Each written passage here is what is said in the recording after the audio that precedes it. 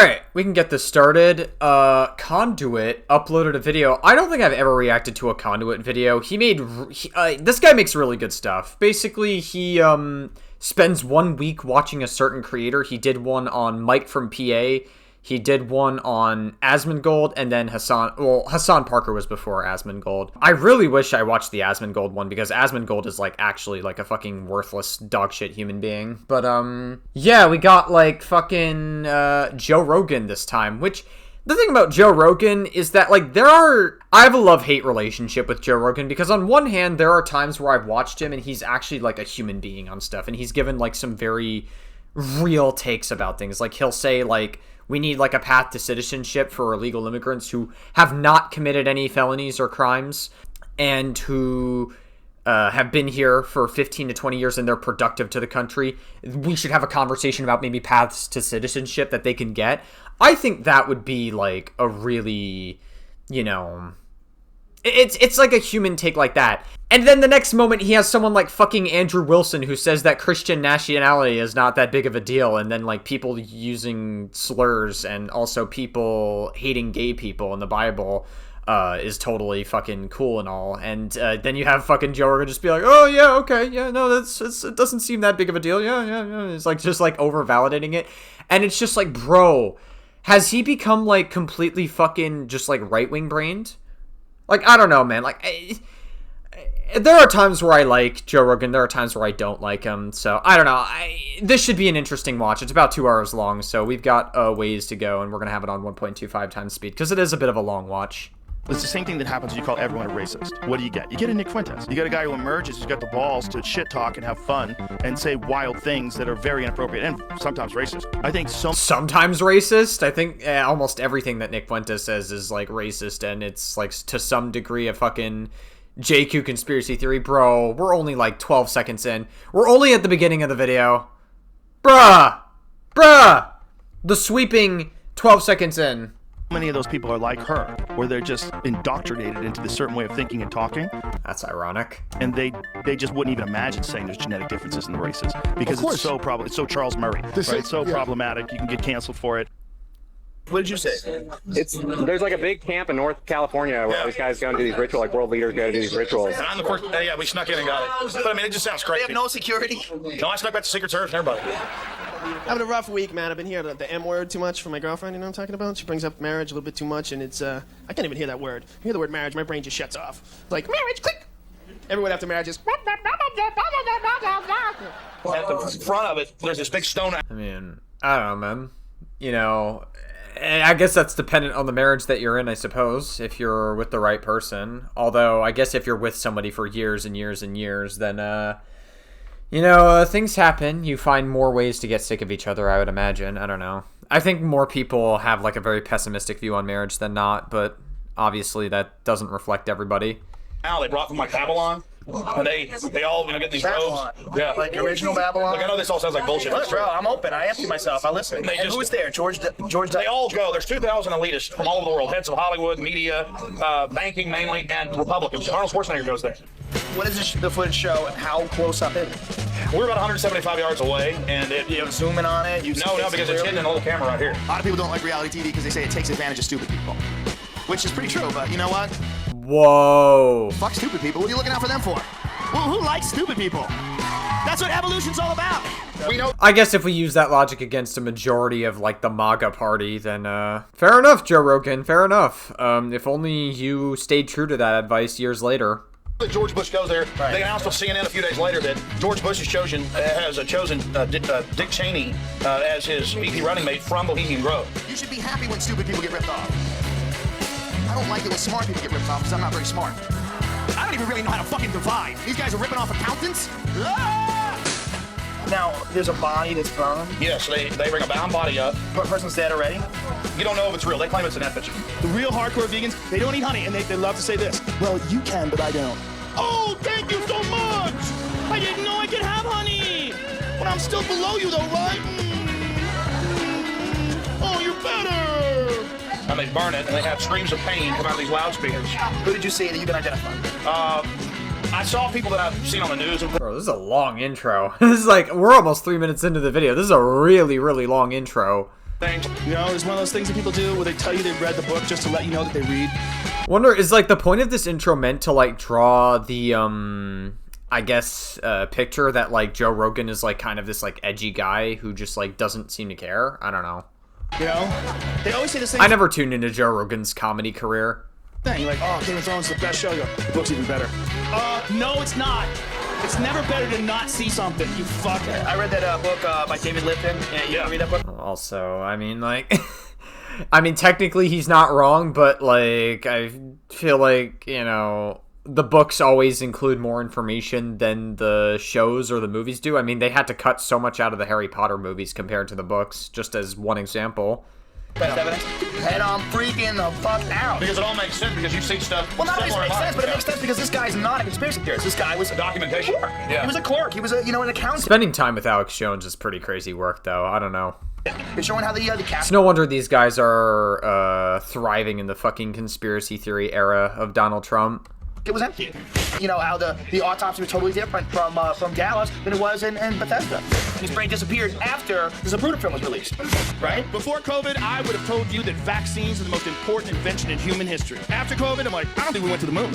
I think Michelle Obama's got a dick. I think Pizzagate is real. I think there's direct energy weapons in Antarctica. Well, they actually are doing a fugitive show. They're gonna make this guy look like a fake fugitive. They're gonna have people call up. That's part of training everybody to be petty enforcers. Little tattletales like Nazi Germany where 1 in 10 people was an informant. But is it that, or is it simply entertainment? Because I know People one like of the to guys hunt. who puts that on. You gotta treat it like it's the Iranian flag. I don't know what that means. It means they'd kill you if you leave it on the ground. Oh, okay.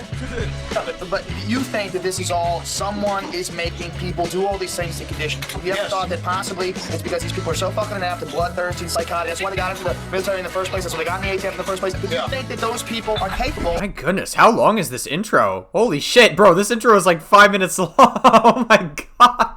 of making this We've massive been on this intro for a while. conspiracy, or is it possibly just inept?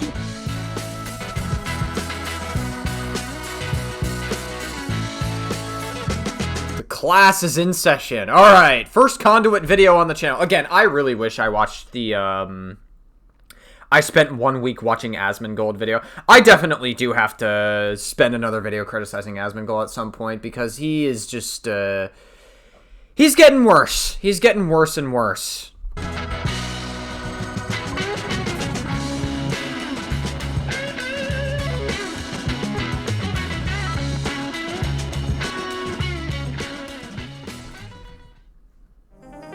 You know, there's something to be said about a conspiracy theorist who thinks the President of the United States isn't a member of a secret society that controls the world. But then, I don't think there's another conspiracy theorist like Joe Rogan, someone who is so certain that he exists outside of the system, while being worth nearly $200 million thanks to his deal with Spotify, having Well, you just showed us another one, Alex Jones. Alex Jones is a pretty big conspiracy theorist, though I guess to be fair, Alex Jones was banned off of most social media platforms because he made some pretty disgusting comments about the victims of Sandy Hook, saying that Sandy Hook was like a set and that it was not real.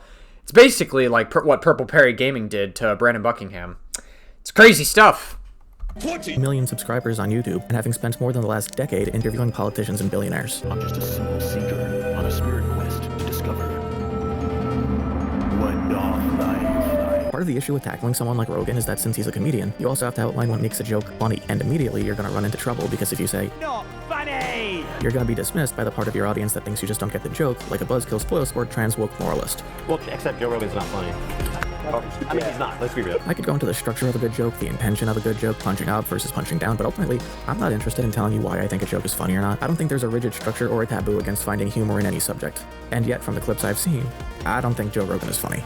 But I don't think it'd be fair to just judge him by the clips I've seen on social media, potentially out of context. So this time I actually spent 2 weeks watching him because he doesn't do one podcast a day. You spent 2 weeks. Oh my god, Conduit, you clickbaited us. Whoa! If you like these videos and want to see more of them, and earlier, you can join my Patreon. Also, I've got a merch store now. Capitalism, baby. Also, I've got a Discord, which you can join, you know, if you want to be cool. Something I'm going to point out from the get-go is that the way Rogan shoots his podcast makes the cuts in conversation I'm making harder to spot. My goal is to communicate the full context of the conversation without needing to hear the entire thing, not to remix it into something new that I can criticize instead. If you're curious, you can use an excerpt of what Rogan or his guest is saying, and then search the YouTube transcript of the original podcast to hear the full conversation.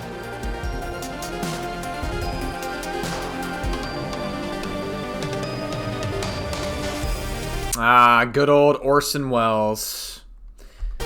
I gotta say, though, as a film student, Citizen Kane, because Orson Welles and Citizen Kane is fucking overrated. Like, people, like, love Citizen Kane for its filmmaking, and don't get me wrong, Citizen Kane has pretty damn good filmmaking. I won't deny it. You know, from a filmmaking standpoint, the movie was incredibly impressive for its time. For a 1940s, 50s movie? I think it was a 40s movie. But then I don't know, the plot is just so boring. It's like guys working at this, like, one place, and then it just, like, it just doesn't feel like it's interesting. Like, I sort of don't get it at times. It's hard to follow. I don't know, man. Maybe I'm too stupid for it. Maybe I don't have a high enough IQ to understand something like Citizen Kane. But Citizen Kane, to me, is just not really... I think it's hella overrated, personally. It's basically the film that, like, tons of film students get tortured with in North Korea. Talking about Woody Allen... Whoa. Now, Woody Allen might have been on the Epstein files. That's fucking good. We started, that we going. The dirtier this table is, the better. We begin on a question about Rogan studio decor. That's from my friend John Reeves. He gave that to me. That's a mastodon tooth.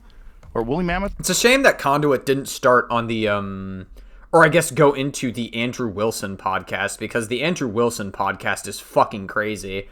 Like... The Andrew Wilson podcast literally was just like Joe Rogan over-validating Andrew Wilson, saying that it was fine for Christian nationality, or Christian nationalism. And then, fucking, like, saying that, like, we should hate gay people and remove gay marriage. And, like, Joe Rogan just, like, over-validating that shit is fucking insane to me. What's the difference? Something he'll do at the beginning of every stream is use the podcast sponsor, Perplexity AI, to answer a relatively straightforward question. Mammoths were taller, more slightly built grass eaters, while mastodons were shorter, stockier browsers that ate woody plants.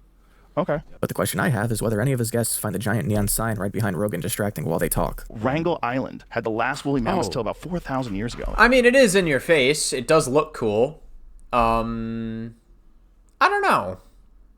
Isn't that nuts? That's nothing.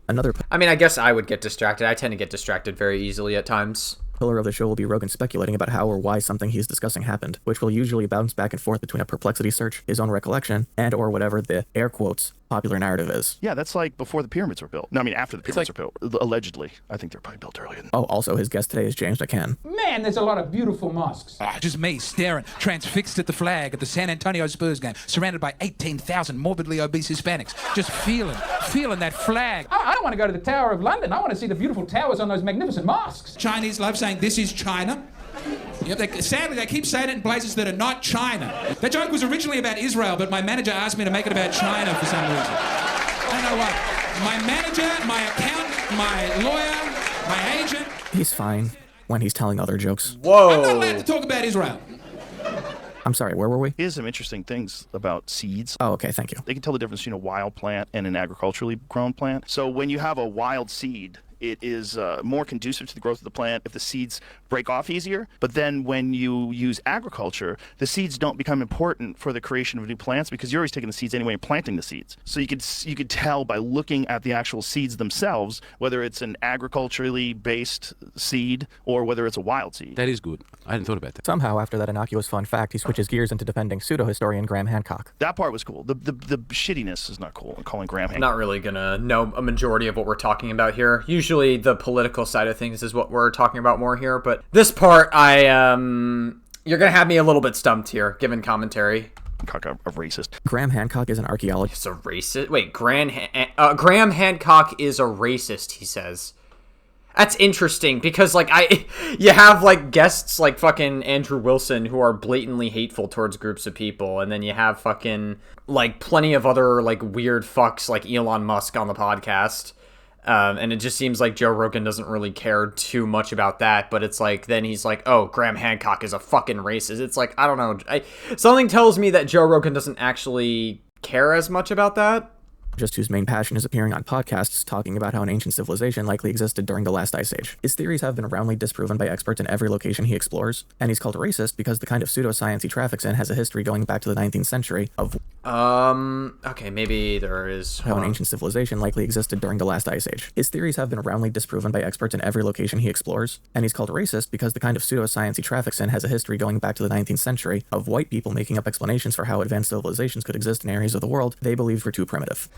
Oh, okay. Got it. Okay, so Graham Hancock actually is somebody who does give disinformation. I mean, there probably is like a level of truth to that, but like I don't know. I just don't think Joe Rogan cares as much about that point necessarily. I mean, like, he talks about fucking, like, he's totally fine with people pushing disinformation like all the fucking time, so I don't know. Cox's efforts, intentional or simply a down. It's like fucking the Andrew Wilson podcast is like actually fucking mind-blowing. It's actually like crazy how much Joe Rogan just like overvalidates in that episode. Extreme consequence of his conclusions removes the actual nations and people who built the remains he looks at. They do that with like everyone who has anything to say about the historical narrative that doesn't fit into exactly what they're teaching, but they keep getting fucked because over and over again they keep finding these new things that are older and older. Yeah.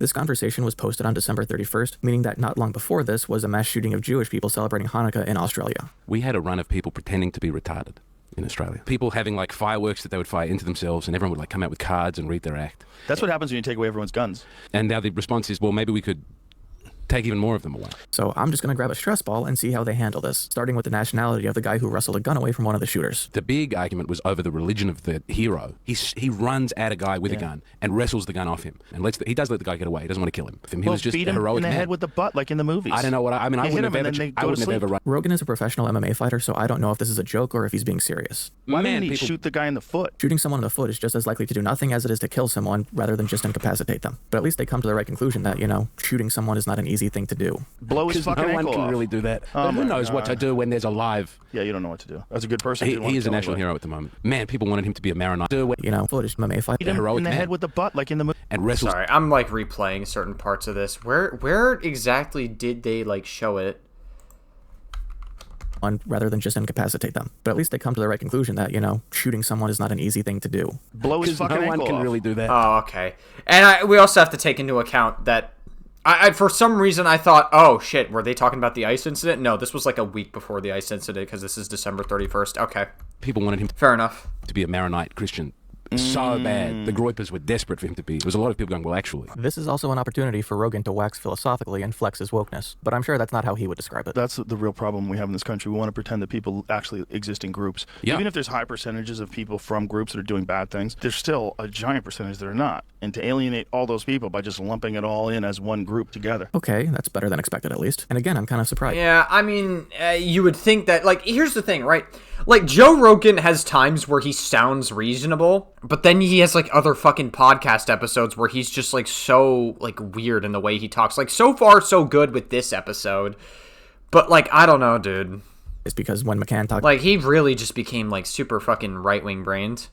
About the left-wing government of Australia looking to classify Islamic terrorism as right-wing, Rogan agrees with the classification. So now they're trying to reclassify globalized, infiltrated jihadism as a form of right-wing extremism, which I guess it's not commie lefty stuff. Well, but you have to look at it on paper. Objectively, it is. Let's break down what is right-wing then. Do they want to completely control women's behavior, whether or not the woman can leave the house with certain clothes on, what they're allowed to do? Well, right-wing extremism is like utilizing ICE to fucking murder people indiscriminately and control our government and try to take over Greenland, destroy all of our allies, and wanting to kill people based on the groups they identify with, such as their race or being gay or whatever the case is. Like, you have right-wing extremism that is actually like murdering people. Like, it's fucking insane how dangerous right-wing extremism is. I would say like right-wing extremism pales in comparison to left-wing extremism. It's not even close.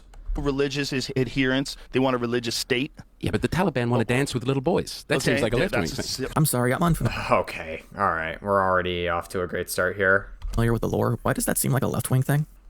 Oh, right, Pizzagate. There's a lot of guys out there that are Muslim that are not banging boys. So when you connect them with the Taliban... Bro, anyone that still believes in the whole Pizzagate thing is dead because Trump is on the fucking Epstein files. Like, he's, like at this point, like, it's basically, like, technically it's not confirmed that Trump is on the Epstein files because it's technically no evidence if you want to be MAGA and, like, cope super hard. But everything points in the direction that Trump is on the Epstein list because he doesn't want to release the client list that he probably is on. Let's be real. Man, they're like, hey, bro, I'm just praying over here. We're walking here. And once again, we veer off the path from the tolerable to the intolerant. It's the same thing that happens when you call everyone a racist. What do? You get a Nick Fuentes. I'm not sure that tracks. You got a guy who emerges who's got the balls to shit talk. It's everybody that uses this fucking excuse. Oh, but you call everyone a racist and nobody is a racist anymore. Like, these words don't mean anything anymore. They always use this excuse to try to, like, hide actual racism. I've noticed that a lot of people you have been using this like weird excuse to try to excuse like legitimate uses where this word like actually implies. Like, yes, has it been true in the past that if these words get used a lot they don't mean anything anymore? Yes, I'm not saying that never happens, but I have been noticing a lot more recently that people have been using that excuse a lot to try to excuse like actual Nazism. I mean, like, I don't know, like ICE did murder fucking 2 people and they are basically acting like what the Gestapo is essentially. So I don't think it's disproportionate to say that they are Nazi adjacent or Nazi-like. And then you have Nick Fuentes, who is actually sympathetic to legitimate Nazis, and Sam Hyde. And Asmongold seems to really like those people and doesn't really care about that. I don't know. We have to remember Asmongold is also just like, he's very, very like fucking just like super alt-right-wing cocksucker brained. Talk and have fun and say wild things that are very inappropriate and sometimes racist. That is an overly gentle way of putting it. Hitler was based. We all know that. Wow. The I like Hitler kid is sometimes racist. Gotcha. Someone embraces that guy because you've been told you're... I mean, who cares? Like, not that who cares, but like, who would have guessed is what I thought. Not who cares, obviously. Jesus Christ. Not, like, you should care about somebody not liking Hitler. Holy fuck. Racist just for being white. Okay, this is more of what I was expecting. There is no direct through line of someone being called racist and them setting, actually, blacks are inferior and Jews run the world. It's another form of racism. It's just an accepted form of racism. That's really weird. Like Nick Fuentes is getting all his other ideas through as well, because he was the only person. Unfortunately, it's a lot more accepted. Same for a lot of really other disgusting shit like pedophilia and predatory behavior. Saying things that the average person would think was kind of normal. Well, he was, but then he wasn't. A lot of the stuff he was saying that was not something the average person would think was normal. But you sneak your other weird stuff through. I'm really happy that McCann described that, because we're about to see how Rogan does the exact same thing. When he's getting attacked, we're going like, a black neighborhood is going to be more violent on average in America. You go, yes, I've traveled around the country, and that is... I think there's a long history for why that's true. Well, it's factually correct. That seems to be correct. The question is, though, why? And that's where it gets uncomfortable. Yeah. The real reason for why is a host of factors. But the primary one is crime and poverty. Have you ever had trouble arguing something so you use an analogy, but then you get hung up on a disagreement about the analogy and that ends up twisting itself into the original argument? You end up talking past each other because you don't know where the analogy stops and the original point starts in the other person's head. Everything Rogan is saying makes sense to the logic sensors in your brain, but the conclusion isn't, oh yeah, I guess it's okay to think black neighborhoods have more crime if you start from the position that it's not inherently about race. The conclusion is, oh yeah, I guess because I'm not thinking about it racially, it's okay to listen to Nick Fuentes. When people are like, why do you have dogs? Yeah, people use that as like a justifier to be like, yeah, so everything Nick Fuentes says was valid, but it's really not. Like, again, the reason why a lot of these neighborhoods have so much crime, it really ties back into like the systematic oppression that black people went through back in the day. Like, I don't think they've ever truly... Like, obviously, have they been able to recover here and there from it? I would say, yeah. Like, it's a lot better now than it was back then, but there's still plenty of improvements that could be made. But also, like, not for nothing, but, like, people talk about, like, I guess fraud, for example. That's technically a crime in, like, Somalian neighborhoods in Minnesota. That would technically count. I guess when people talk about crime, they're talking about, like, actual, like, violent crimes. But, like, fraud is still a crime. So, for all intents and purposes, I think, like, Somalian fraud still counts, right? People pretend to care about Somalian fraud, but they don't care about the fact that the fucking, like, Italians were committing tons of fraud throughout the country for decades, and, like, the mafia. And then, like, Trump pardoning tons of fucking fraudsters. Like, nobody seems to give a fuck about that. Trump is, like, one of the biggest fraudsters. He had, like, a fucking Dogecoin, and, like, he made a promise that, like, you could, like, meet with him if you invested in the fucking Dogecoin scam. Why do you have guns? I was like, what? Like, do you watch the news? Yeah. Are you fucking crazy? Wait, you watch the news? Why? And most of the time, it's not going to happen to you. The 99.99% of people will never experience anything awful. But to not have any idea that it could ever happen to you is bad. After hearing this, I got curious and decided to skip forward in time to see what Rogan's reaction was to Alex Preddy getting murdered by ICE. You need to understand that this isn't organic. Oh, God. Okay, so you do use the fucking Andrew Wilson clip.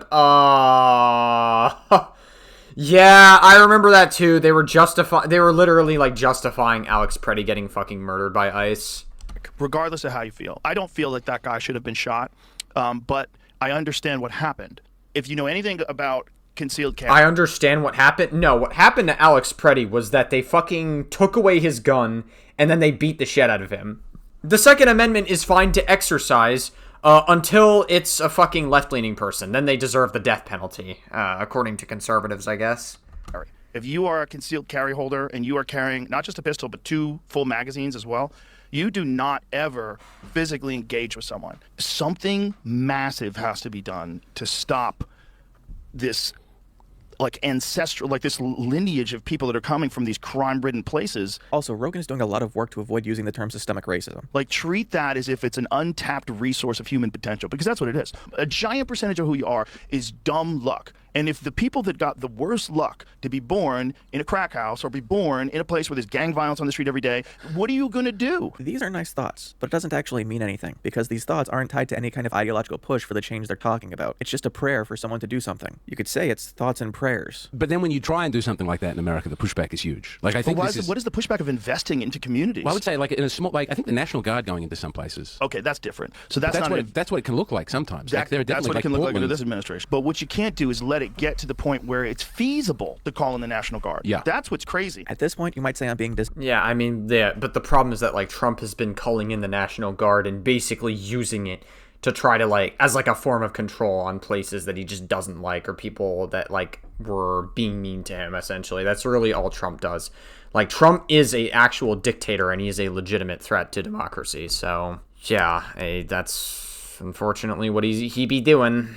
Ingenuous because Rogan is saying he wants to help. Sure, he's saying he wants to do something, and he doesn't necessarily have to know what that thing would be. But did that desire translate into actually supporting someone who would do something? Because if it didn't, and it doesn't, then it's all just empty pondering. It's their law enforcement has been so handcuffed. I don't know, Joe Rogan has moments where he can be human and he can think rationally, but why the fuck does he I just don't know why he grifts for the right. Is it really purity testing? Is it really not wanting to lose out on a right-wing audience? Is that what it is? I don't understand what causes Joe Rogan to not take the full plunge and say what's actually happening, by the administrations, especially in northwestern United States. They don't get enough sun. They lost their fucking mind. Everyone's depressed and everyone's trans. It's crazy up there. And everyone's trans. Oh, great. We're having this conversation again. Now we've got justification for calling in the National Guard in the guise of that desire to help and a misrepresentation of the levels of violence they were just talking about. The mayor in D.C. thanked Trump. Yeah. She's this is the safest it's ever been here. In the statement Rogan's talking about, she specifically said that she was not thanking Trump for sending in the National Guard. But the problem is that sets a fucking precedent. So here's the thing. If it's necessary, let's say you have a place that's a literal, not even a real place, a fictional place in America. Dozens of people are getting shot every day, and it's basically a war zone. The way Rogan presents this hypothetical isn't just a way to theorize on acceptable standards. It's a way to substitute an acceptable reality for the current one. There could be a reason. Therefore, there must be a reason here. You would say, okay, it's probably a good idea to bring in the military and control that. It's all just Republican talking points disguised as a broad conceptualization of what might be good or necessary. All the while, they don't have to talk in hypotheticals. They can just look it up, even if it's just with the AI that sponsors the show. But if they did that and it proves them wrong, then they've got to deal with the fact that they're supporting the real version that's outside their window and not the hypothetical version that's in their heads. When Jim Crow was happening in the South, the military got sent in, and people you desegregated the South by force. Crazy. I think in that sense it's true, but I feel like this is a false equivalence because the National Guard is not really the same thing as the troops that were used during the Civil War. I don't think that's I don't think that's the same thing. You have to bring in the military. The military wasn't just sent in. Laws were passed that states refused to comply with, and so the National Guard was federalized to make them comply. I mean, that Emmett Till, Yeah, okay. I don't know. I mean, okay. I found out about that after I got here. Emmett Till was a 14-year-old black child who was lynched in the 50s for allegedly whistling at a white woman. His murderers were found That's crazy. Not guilty by an all-white... It's insane that, this shit was acceptable to do back in the day. Jury. Side note, Ruby Bridges, the first black child to desegregate schools, is only 71. This stuff is still in living memory. I'm not going to say they can't talk about it, and I don't think they present themselves as experts, but their confidence in the initial assertion of how racism in America functions is really undercut by this admission that McCann, at least, does not have a firm grasp on the history. And they were still shooting the Emmett Till statue. Sure, it wasn't just one KKK dude that ruined it may for have been everybody one else. dude. You get one wacky guy in a neighborhood, and that's a racist neighborhood. They were shooting the Emmett Till statue. Maybe it's one asshole works at the tire shop. It's definitely not just one person, given that there were multiple people involved in a single incident. But then Rogan gets to how he doesn't trust mainstream news. Not just 15, 20 years. Boring is. I would say lying as well. But people completely compromised, totally untrustworthy, completely compromised. When people. Okay, I mean, like, here's the thing, right? Like, I think it's fine to have some skepticism for the mainstream news, mainly because of their ability to sensationalize shit. I think that's, like, there is a level of truth in that, saying, like, yeah, you know, I don't want to trust this source because, like, a lot of times, you know, CNN or Fox News, they'll sensationalize information. That is true. But also, one thing that I think that you shouldn't do is just swear off news entirely. Because I feel like if you do that, you start to get into, like, conspiracy territory. Which is why Ground News... I'm not actually sponsored by Ground News. But I guess Ground News is probably, like, a decent thing if you're willing to pay the subscription fee. People are like, why do you have dogs? Why do you have guns? I was like, what?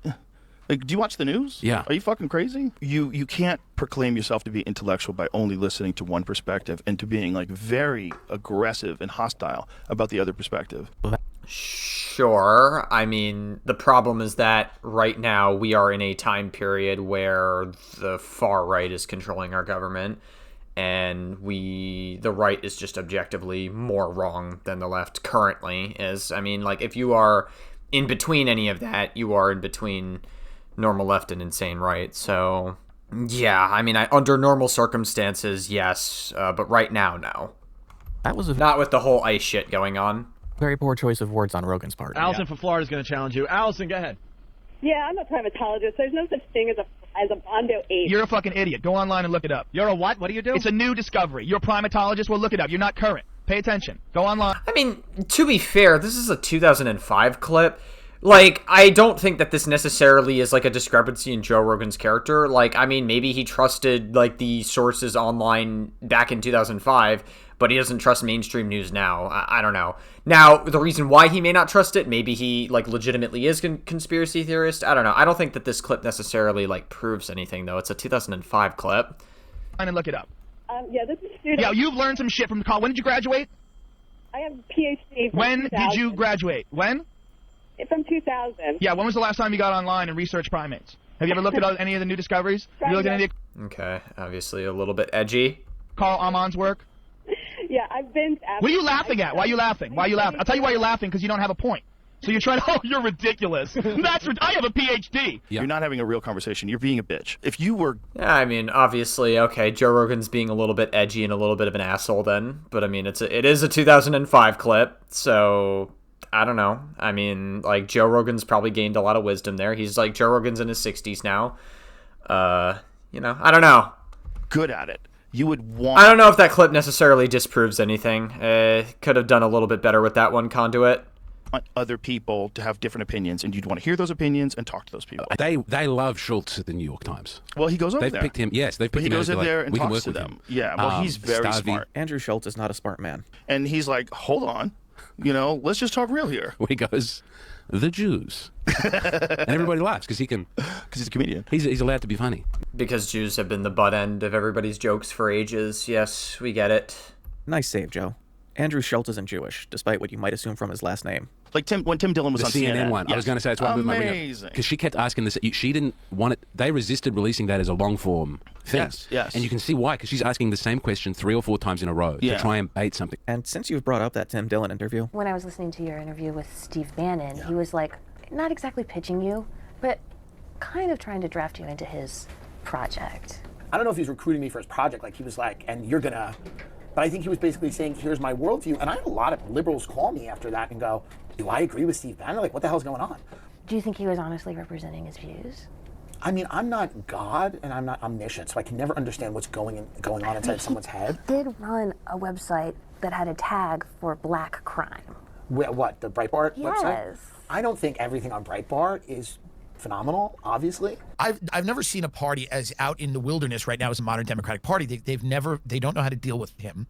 They don't understand his appeal. You said this brilliantly on another interview. They've never fully been interested in why he was popular.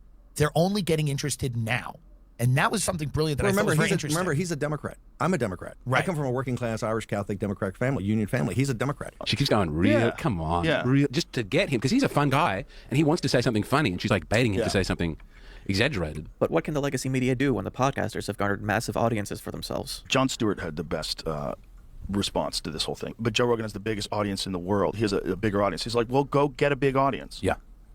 Go get it. Like, it's not that fucking complicated. I don't have pyrotechnics. There's no CGI. Sure, it's not complicated. I mean, I think there's a level of truth in that because, like, it's not complicated to get an audience. I mean, like, doing content creation is really, like, an easy job. I mean, like, Joe Rogan's been podcasting for years, so obviously he's had plenty of time to build his platform, and he's, like, one of the biggest podcasters out there. I don't know, like I think doing like general content creation is like a generally easy thing to do. Now, I mean, I think podcasting has a little bit more setup to it, but I think there's probably like some level of truth to that, to be fair.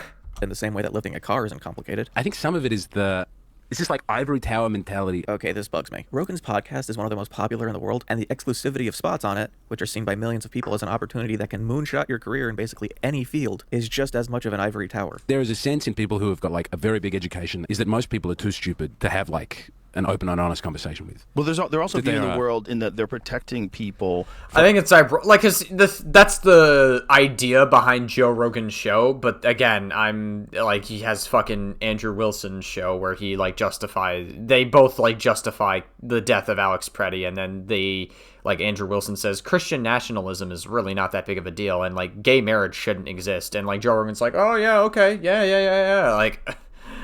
From opinions they don't agree with. And again, this makes it sound like Rogan lives in the uptight town that bans dancing until the rebellious teens fight back with the power of music. Even though they listen to those opinions, it has no effect on their position. They keep the same position. Yes. But they're worried that people dumber than them. It's a very condescending thought process. Rogan's talking about people who work in a profession that requires rigorous fact-checking, criticizing the fact that podcasters have carte blanche to say whatever they want without consequences If that's the case, why didn't they fact-check everything that Andrew Wilson said? They didn't. It doesn't lose them advertisers. Not only that, and people that are dumber, which is most people, you're going to fall into the trap of what this person's saying that I don't agree with. And the way he frames this makes it sound like they're trying to shield every individual person in the audience from what Rogan is saying, when we're talking about millions of people. If you listen to Rogan and know how to separate the substantive points from the nonsensical, then cool. They're not trying to protect you. But can you really say that in an audience that big, there aren't going to be people who internalize the wrong message, and that more effort should be put into mitigating that harm? And that the only way to get people to listen to you is to like spin lies. Like you can't just be honest. Exactly. Which is what I think the podcasting thing is. It's what it is. If you're going to talk about honest conversation, don't jump to Donald Trump as your first example. Maybe again. No questions beforehand, no prep, didn't pee, sat there for 3 hours. He's almost 80. Like, if he was wearing a diaper, respect. But the guy just fucking hung out for 3 hours. Does that mean I agree with everything he does? Fuck no. What don't you agree with, Joe? Please provide examples. Yes, where's Kamala? He won't, because the narrative is dominantly right. Wouldn't do it. Well, she could have. She could have done it. And if you're going to talk about honest conversations, don't say that Kamala Harris didn't want to talk to you when that's an easily proven lie. But this gives him an opportunity. Interesting. Also, for the record, the Harris campaign has not passed on doing a podcast. They offered the date for Tuesday, but I would have had to travel to her, and they only wanted to do an hour. I strongly feel the best way to do it is in the studio in Austin. My sincere wish is to just have a nice conversation, get to know her as a human being. I really hope we can make it happen. To shit on talk shows for not being as authentic as him. It doesn't make any sense. Why does he have a desk? Is he writing? They talk about how Trump made politics better. That I remember watching politics, and there was some sense of like everything is very manufactured, and if you make a single mistake, oh my god. And Trump destroyed that with the Republicans. And what happened to politics? Like Bernie could do it, they just froze Bernie out. Apparently, we're going to be relitigating the 2016 Democratic primary until the end of time. Bernie didn't get the nomination in 2016 because he lost the primary by over 3 million votes. He didn't get the nomination in 2020 because the party coalesced around Biden, who had much stronger support and got more votes. Also, isn't it weird that the Dems stealing the primary from Bernie is a talking point on the right and the far left? Like Marjorie Taylor. Pretty much. And also, like, another thing is that, like, there was definitely some Russian collusion that happened in the 2016 election, and that's proven with the whole Mueller case and everything. Like, there was definitely some Russian interference, and that's, like, a proven fact on the FBI website, so... Green. You could not have a person like that before Trump. It would be a good thing if we didn't have Marjorie Taylor Greene because she's a conspiracy theorist, but that might be a positive to you. Listen, it's a reality show now. And that's... Which is funny because Marjorie Taylor Greene was purity tested out of her own party for criticizing Trump more, and she had to resign from Congress, so... It's very interesting where things went, you know, right? Like, it's funny because, like, the whole Republican / like, conservative party is, like... being anti-cancel culture and being like, oh, cancel culture is cringe. Like, the left is so weird on canceling people, and they literally cancel anybody that, like, doesn't like Trump, basically. So it's very fascinating how that works. bad. I think that system turns you into a sociopath. And I think there's very few people, Tulsi Gabbard, my friend, being one of them. I'd love her. She's amazing. She's a real person. If your standard for crazy is Tulsi Gabbard, then that standard is busted. I've hung out with her hours and hours and hours. That's who she is. She's cool as fuck, but she has horror stories. Yeah. Are any of those horror stories about Syria and what her friend Bashar al-Assad did to his people? When you find out how these people are making hundreds of millions of dollars on $170,000 a year salary, and no one's batting an eye, that is kind of kooky. Not everyone in Congress is worth hundreds of millions of dollars, and the ones that are generally had that wealth before they went to Congress. Now, you don't really know how much they're worth. You do. You'd have to get an audit, right? Because what you're hearing is a reporting of what they're worth. Their financials are public record. That's why there's an entire system set up to just copy Nancy Pelosi's stock trading. If you've been a congressperson for 2 years, and now all of a sudden you're worth $3 million, and you were in debt before you became a congressperson, that's suspicious. If you're a new congressperson and you decided to buy a house in the D.C. area, your net worth is now in the millions. You got to de-game the system. But the problem is there's so much profit in it, and they get to vote on whether or not they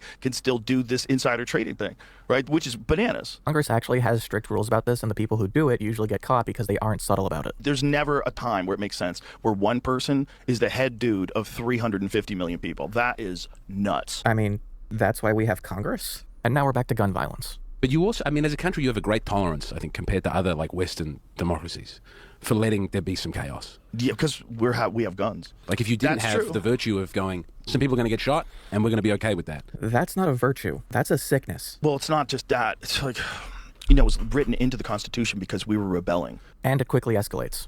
Yeah, okay, I mean, like, if there is a amendment that is aged poorly, I would say the Second Amendment is the one that's aged the most poorly. Now, I have very complicated emotions regarding the gun laws in America, because on one hand, I think that it's, there is, like, in case we do have a legitimately tyrannical government, which is kind of implying more and more now than ever, having guns, like, you can never be too careful. It's good to have self-defense, and also, you know, like, guns are very ingrained in American culture, and I don't think banning guns would solve the issue of gun violence in this country. Now, not to say that gun violence doesn't happen everywhere else around the world, but we have the biggest problem here in America just because of how big it is in our culture. So, like, you can get guns at, like, flea markets, gun stores, Walmart. Like, literally, Texas's gun laws are crazy. All you have to do, you just have to be 18 and older, and you could just walk into a Walmart and just buy a gun.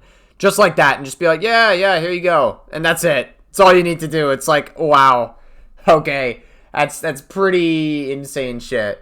I would say if I had to lean on more regulations for guns, I definitely would, because, like, there have been far too many times where atrocities have been committed via firearms.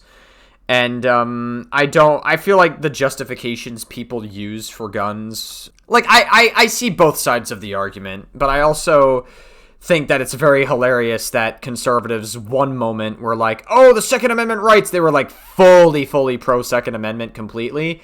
And then the moment Alex Pretty gets his firearm confiscated on him, even though he had it for self-defense and he was not an active threat to them whatsoever, then they beat the shit out of him and shot him. Suddenly that's, like, justified because, oh, he had a gun on him. I thought you guys cared about the Second Amendment. What happened? I thought you guys were, like, all pro Second Amendment. Like, what's going on? Tactical nuclear weapon defended under the Second Amendment? You want to hear the scariest thing that I heard? This was a guy that was talking about the UAP program and the back engineering of flying saucers. Yeah. Does Joe Rogan believe in aliens? Because it really sounds like he does. They believe. Well, I mean, Trump did say he was going to release the UFO files, which is another distraction from the fact that he raped kids on Epstein Island, so... Use some sort of a gravity...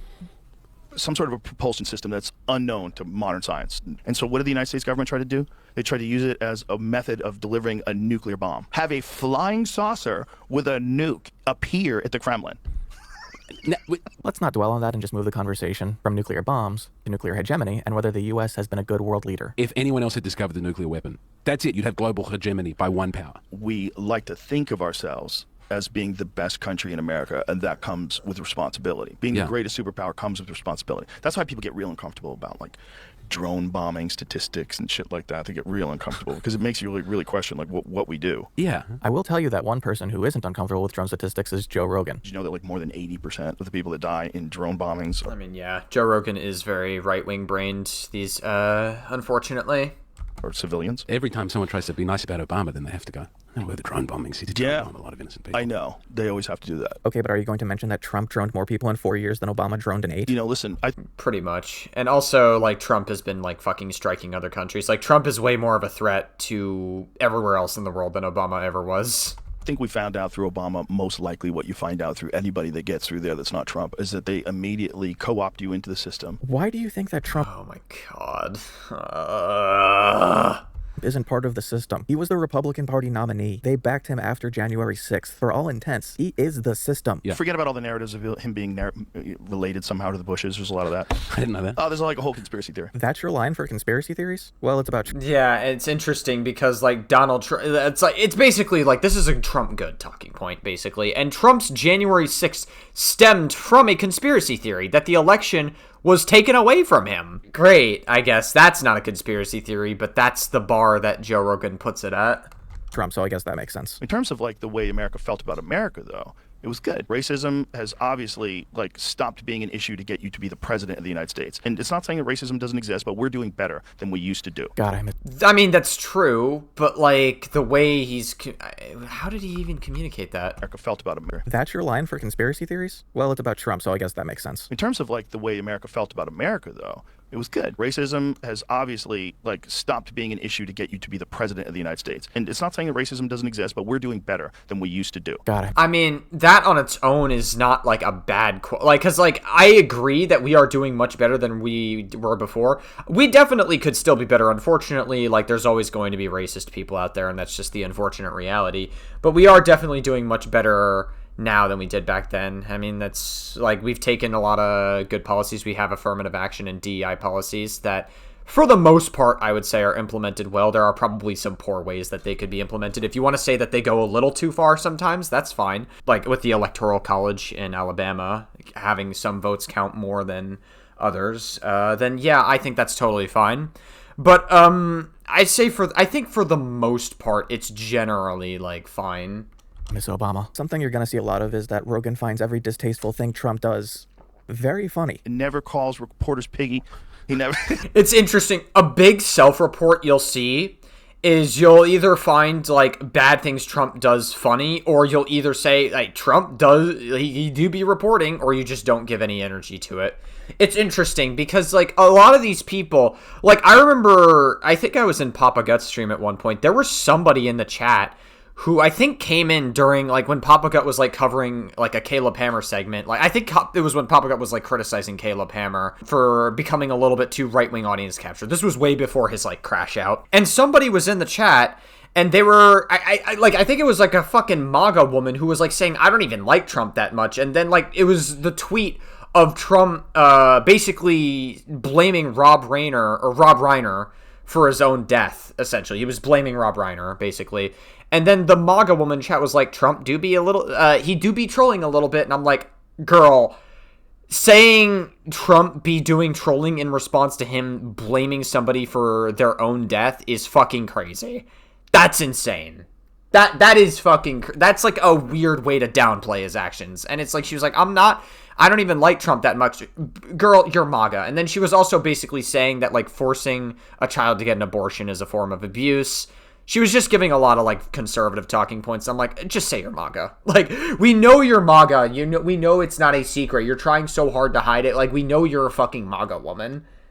He never makes mean tweets when his enemies die. So, like, whenever some people, like, downplay shit Trump does, whenever people have very little emotions to it, like, when Asmongold is like, oh my god, like, Trump, like, when Asmongold was like, you have to wait for Congress, you have to do this, like, Asmongold was, like, imitating them, and then Asmongold was, and you know what Trump did? He just went ahead and he fucking did it, like, with the undertone that he was based. So always keep an eye out for these right-wing freaks, these, like, very low IQ right-wing freaks. Always keep an eye out for these weirdos, because, like, you never want to, like, be fucking ideologically captured in this dumb, like, moronic echo chamber. No, I mean, I saw it and I was like, oh, yeah, of course. He's mocking a dead man. Well, That's that what guy he's- tried to jail him for, year, and this is not forgiving him for that. This is not Rob Reiner excusing tried him. to jail. Oh, my God. There's a video of him working with intelligence agents. He was working with James Clapper and who's the other guy? Rob Reiner did an interview with John Brennan and James Clapper to talk about Russian interference in the 2016 election. Yeah, and there factually was Russian interference in the 2016 election. I mean, Trump is a Russian asset. He said that, like, Ukraine was the one that started the war in the Russian-Ukraine war. So, like, I mean, like, Trump, like, and also, the Russians love Trump being elected because they know Trump is stupid and that he's going to fuck up our relations with the rest of our allies. Russia has hated NATO for a long time. Ultimately, it is going to be good if NATO gets fractured for Russia. That, like, ultimately, in the end goal. It is a very calculated thing. It's a gross thing to mock a man after he's dead, mocking the fact that his enemy was obsessed with him. And that's what led. Yeah, well, it's a little more than mocking. Trump was actually just blaming Rob Reiner for his own death. He was actually just blaming Rob Reiner, saying it was his own fault that he died, which is not true. His son had a lot of mental health issues, and his son murdered him, basically. His son going crazy and killing him. It is wild that he's describing it as Rob Reiner getting killed because he had Trump derangement syndrome. And in talking about vague ideas of the electoral process, Rogan completely sidesteps the way Republicans have violated every norm he seems to support. And as long as you keep it a fair game, if you don't do a good job and that person gets into power, you fucked up. So now your team has to regroup and rebuild and come back again in 4 years. And that's what it's supposed to be. The only side that rejects the legitimacy of elections is the right, and that's because Trump will not accept that he lost any election. And yeah, I mean, he won't accept the fact that he lost to a senile old man but beat 2 women in an election. He has to say that the election was stolen, and then they fucking stormed the Capitol as a result. Like, Trump attempted to... He had an insurrection attempt of the government. And now he's president again. He's trying to spend that power as much as possible. I hope that the Republicans are quaking in their boots because Trump is going to fucking bomb the midterms. He has been an absolute fucking abysmal dogshit president. Now we come to another conspiracy theory that Rogan will not let go of. But when you start trying to do things like moving all the illegals to specific states so that you get more congressional seats because of the census, and then you start giving them social security numbers and Medicaid and Medicare, and you start rigging the system. Nobody's rigging the system. There's so much vitriol to illegal immigrants right now. Like, no one's doing this. Because you want to, like, bring... There is an absurd amount of vitriol for illegal immigrants. Like, Trump thinks that they're all... Like, he's trying to, like, push conspiracy theories about them being, like, rapist fucking pedophiles. Like, where is the same... Like, if you think that there is, like, bad energy for that... Like, Joe Rogan, I understand that you should come here legally, but, like, I feel like a lot of, like, right-wingers don't understand that our economy, like, factually, like, we are dependent on illegal immigrants, like, factually speaking. Like, again, they take a lot of jobs that we often would not take, and they do contribute to the economy massively, so we can't just deport all illegal immigrants. And obviously, like, we do need to, like, enforce illegal immigration. But then you have Trump, who says that they're all rapist pedophiles that are trying to murder people, and they're a danger to this country, which is a massive victim complex. If you think that's what illegal immigrants are, you have a victim complex. You think that you are a massive fucking victim in life.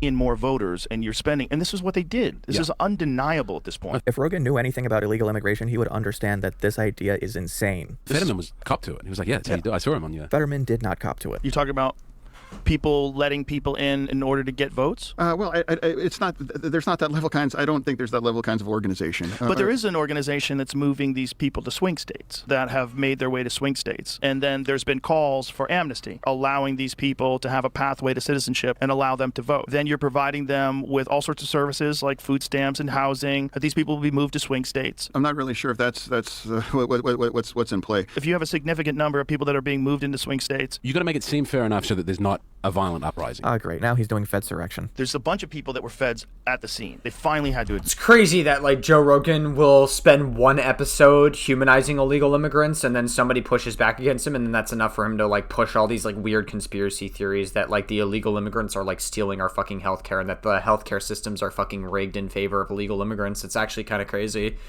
That. There's a bunch of people that call... Hey, like, Joe Rogan kind of, like, flip-flops a little bit depending on who the guest is for his show. People to go into the Capitol to break in, and a bunch of them probably were feds. How many feds were on these chat groups? How many feds were on message boards? How many feds were trying to get the kookiest of the kooky riled up? January 6th was not encouraged by the feds. Why do the Democrats not go, we've contributed to making a system? Especially when you have to take into account that, like, several police died that day on the fucking day of the Capitol getting rioted. That even if this is a totally legitimate like group of people who really believe what they're doing by storming the Capitol, we've contributed to building a system that looks really fake to a lot of people. The only person in 2020 who was calling the election rigged was Trump. He did it in the lead-up, and he did it after he lost every court case where he had a chance to prove it.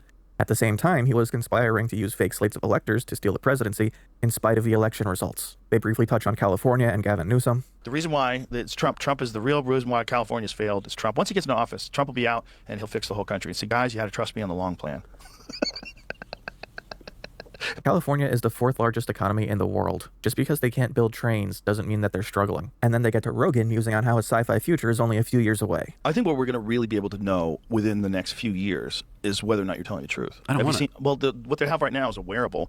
These guys put it on, they think something, and then the other person hears it. That's not how this technology works at all. This is one of the worst things I've ever heard. They get to talking about AI, and I think Rogan is pro-AI, but judging by his perspective on it, you would think that he was extremely anti-AI. If you see the asteroid coming, you have to realize you're going to die. All the arguments Rogan makes are the standard tech bro talking points that don't actually provide any substantial context on the benefits to a transition towards AI system management. And that tells me he doesn't actually understand what AI is beyond the most surface level talking points, despite how evangelical he is on top of being sponsored by an AI company. I don't think there's any way to look at what Rogan is saying and conclude that this is his personal unbiased opinion and not, much like AI, the regurgitated aesthetic of a position. I don't think it's going to be as disastrous as everybody thinks. I think we'll figure it out, but I think it's going to be a massive upheaval. That's crazy. I feel like this is the only person that can have a take that AI is not going to be a disaster are people that are privileged and have a lot of money. Like, AI is objectively displacing tons of fucking jobs. It is murdering jobs and it's driving down wages. One of the biggest killers of jobs is fucking AI. It makes absolutely zero sense for large companies, especially Amazon in particular, as just like one example, to indiscriminately fire a shit ton of people when you are profitable. And McDonald's, even for fucking McDonald's, if you want to work at McDonald's, they have been doing this thing now where they have been getting like AI to like do the fucking job applications at McDonald's, and there's like certain keywords it looks for, and if it doesn't find those keywords, it immediately discards that application. And also with McDonald's, they've been getting AI to like, they've been testing AI with like some of the orders as well. So, like, it's fucking crazy. Not to mention that, like, sometimes if you're overqualified for... I've heard stories of if you're overqualified for a job, that can sometimes not be enough for you to get hired because, you know, a lot of these companies may want to, like, pay less. So it's pretty fucked up. Like, not only is the job market fucked up, but AI is, like, objectively killing tons of jobs. And you don't have to worry about AI if you have tons of fucking money and you can retire whenever you want. Like, I feel like this is such a fucking... disconnected take, like a disconnected from reality take to have. Economic system, our life system, the way we interact. I'm shocked that no one's blowing up the service. Well, they don't know what to do, right? And it feels inevitable because it is. The power grabs that are going on all over the world where they're trying to lock people up for speech violations. In the UK, it's 12,000 people this year. The UK was not arresting people in the thousands for speech violations. You're going to benefit from a super intelligence that can rationally explain why this is no way to sustain a civilization. What do you think is like worst case scenario for AI? Like, what are you really genuinely scared of? Man, it'd be a bunch of things. I don't want to just start with the porno, but certainly the porno spooks me out. The AI porno. But that's already here. I don't even want to know if Rogan's aware that Grok was mass producing CSAM on Twitter. Who is showing me this? What is the intelligence behind this? Well, it's a lie. Right? That's part of it. But it's like a pretty damn good lie that you know it's going to get way better at lying. And it's going to be, within a year, you're not going to be able to tell it all. You're going to have no idea. There's so much that's fake. But it's the price that you pay for the advancement and the capabilities of doing things. I think there's still going to be a value that people want to go see a movie that someone made. Just like there's people out there that still going to see live shows. You can't recreate that with AI. But there's a lot of things you can, and that's just a fact. Elon is famously said, and I don't know what this even fucking means, but not only will people have universal basic income, it'll be actually universal high income. It doesn't mean anything. Musk has overpromised on all of his products this way. He said we'd be on Mars in 10 years ago. From an extremely weird way of describing how they have kids. You've bred, I'm breeding. But in general, the birth rate has collapsed. Well, the Japanese are worse than the Japanese have it real bad. South Korea has it real bad too. What's happened with the feminist movement there? And like heaps of women are swearing off of men. And I want to be clear here. Joe Rogan is about 60 years old. Do you know that was one girl that couldn't get fucked? Great. So are we going to like run this like weird conspiracy theory that like feminism is killing the birth rates in like these other countries? Is that what we're doing? Nearly 90% of men in their 20s are anti-feminist and do not support feminism, he tells me. South Korea has one of the worst women's rights. I mean, I guess technically it is true, maybe. Okay, I don't know. I just feel like we're running this, like... The problem is that I feel like we're using this as, like, a vehicle to, like, communicate that, like, oh, all feminism is, like, bad. That's kind of, like, why I was a little bit skeptical at first. But maybe it is possible that maybe South Korea does legitimately have, like, a problem when it comes to, like, women's rights being at, like, an all-time fucking low, or being, like, very slowly developed in regards to these other countries like Japan and South Korea. That started off for all the other girls. I mean, like, only recently, like, the fucking age of consent moved from, like, 13 to 16 in Japan, like, not that long ago. So, like, they're very, very slow when it comes to, like, these weird fucking rights. She was a hater. She was a hater. She's like, no, we're going to say no to all men. They get into the topic of age differences in relationships. He wins in a huge way. I don't give a fuck what he has to do. I don't care if he makes her the head of his charity, whatever. She's hot as fuck. Let's go. She's 24. How old is he? I wonder how Rogan's wife feels about him saying this kind of stuff. And from there, the conversation shifts into chemical castration. There was some references to Tesla in... Great. Chemical castration. So now we get into the conversation about trans people being a problem somehow. Quotes, destroying his manhood because he had gotten some sort of infatuation with a woman at one point in time. That leads into medication. What? Medication and chemicals in food. Well, there's nothing wrong with that. Living on a farm, especially like a small individual farm, is probably a very harmonious way to live in nature. We're really fucking jumping from like topic to topic regarding this shit. Cannot stress enough that working on a farm fucking sucks ass. Well, one of the things is the excessive use of glyphosate. Glyphosate is in a lot of different things. The other things, there's a bunch of different chemicals. There's a bunch of different chemicals that they put into modern bread. What was it? Bromine? Is that one of them? They've all made it so it creates all this intolerance. Like you get gut inflammation if you eat too much of it. The problem is industrial agriculture is kind of taken over in this country. It's the same thing that they've done to our governmental systems. Same. It's like money. Money gets in. These whores. Yeah, you guys, I mean, whores. There are people out there doing ads for things that it's nuts that they're getting away with it. Like people who do, like rich guys who are doing gambling commercials. And I don't mind gambling. We do gambling commercials on this podcast. And I may be open to doing it myself in the future. That is a very telling 180. Rogan brings up that NBC once apparently tweeted that Oprah is their president during Trump's first term. During the Trump administration, the first administration, where I think NBC tweeted, "This is our president," and they showed a photo of Oprah. The only reason I think this is relevant is that Rogan says that comedy isn't an excuse for not being political. Okay, so there was a joke, but it was still a political statement. Come on. Even if it was like in reference to the joke, you saying that in all caps. Boy, I'm glad he got that out of the way. Rogan has the right idea about how to treat gay people, which he immediately undermines. At some point in time, I think you have to like take into consideration like how long being gay was punished before people eventually just got to this realization. Like you meet enough gay people, you know enough gay people, you have a gay kid, whatever. You realize like some people are just gay. Well, one of the funny ones I had a bit about back in the day, I actually had a conversation with this guy. He's like, do you know that statistically speaking, more men get raped than women? I'm like, right. By other men. Yeah. You fucking idiot. I'm like, they're not getting raped by cheerleaders. Wait, is that true? Yeah. Yeah, because most rape victims are men? Yeah, when you take into account prison. This is incredibly incorrect. 1 in 5 women... Yeah, I was about to say, that can't be right. I feel like women have way more rapes happen to them. And, like, obviously it makes sense as to why, because, like, women have been, like, massively fucking... they've gone through, I would say, a little more hardship than guys have historically. Not that guys don't have their challenges whatsoever, obviously. And some people will weaponize that and be like, oh, but like women are fucking, you know, they'll weaponize it to say that every single guy is problematic and it's like it turns into a victim complex. That's a bit of a different conversation though. But like, yeah, generally speaking, like, yeah, I've always heard that like the statistics are higher for women in regards to sexual assault. Will experience some form of sexual violence, whereas 1 in 71 men will, including prison. But that doesn't stop them from getting other prison facts wrong. Any of this. No. It's just people going, this is making me uncomfortable. Please do not get angry at me. And is it possible that someone would lie about that in order to gain access to the women's room? And that's true. That's a fact. It is not. But I think the numbers have collapsed in the last... Well, you know when they collapsed? It coincided with Elon buying Twitter. The world becoming more accepting of trans people is why more people came out as trans. The world becoming less accepting is why the numbers dropped. What they're talking about isn't a return to normalcy. It's a return to the closet. If you wrote on Twitter that a male could never be a female, you'd be banned. Yeah. You would, like, that's what happened to Megan Murphy. Megan Murphy was banned from Twitter in 2019 because of multiple strikes against her for intentionally misgendering people, on top of her broader statements about gender. Well, we just lied by omission there. Jesus Christ. Wow. It's fucking crazy that Joe Rogan just, like, I don't know, man. Like, it really is crazy how he just has become so right-wing brained. gender. The way he's framing it would make it seem like she was asking questions rather than denying the validity of people who are asking questions about themselves. For some reason, Rogan can immediately recall this from 7 years ago, but in that time, he has not done any work to find out whether his preconceptions are correct. Because you should be able to talk about anything, and if you're wrong about that, like, other people are going to correct you or have a better argument than you have, and that's how you figure out who's right and who's wrong. Rogan is conflating a social media site using a popularity-based algorithm to push content with a rigorous evaluation of theory, which is not how we determine what reality is. By itself, Twitter making rules about hate speech the way he described it is the popular decision-making he's talking about, because that company looked at the consensus and then adjusted their guidelines. And for the I really don't know why people take Twitter so seriously. Like, Twitter is just like, it's such a fucking cesspool of garbage, and it is primarily a right-wing platform.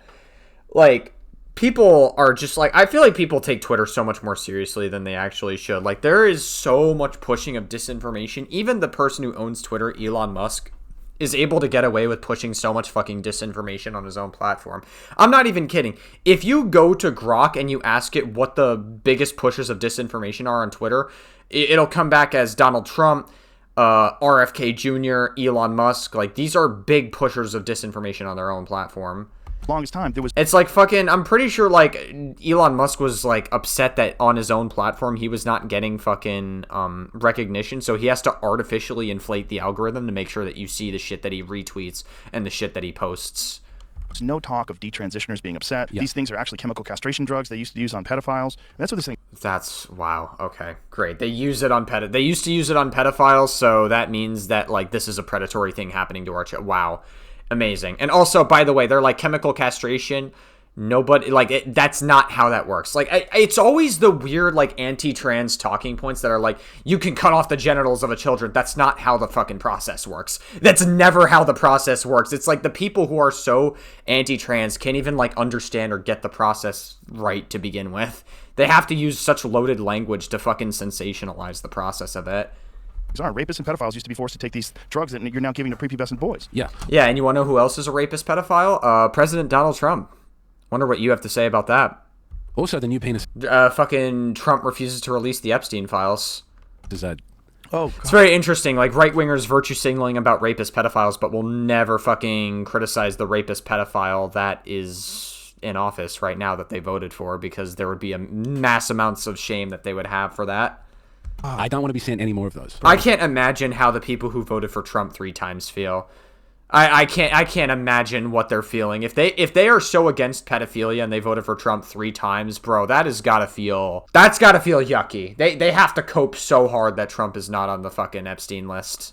New penises Shane was sending new penises vaginas. after talking to you. I've seen both of them. It's genital mutilation, and with a lot of them. Yeah, that's not how that works. Genital mutilation is not how people become trans. It's like almost never how that works.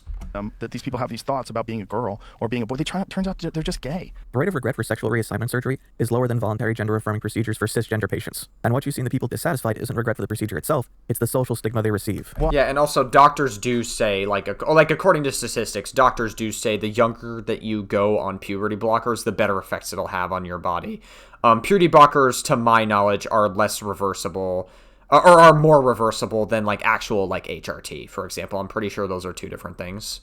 I certainly think it's been accelerated by various special interests, and I think some of them are foreign. There's real evidence that China and other countries have pushed on social media, like trans ideology. But wow, okay.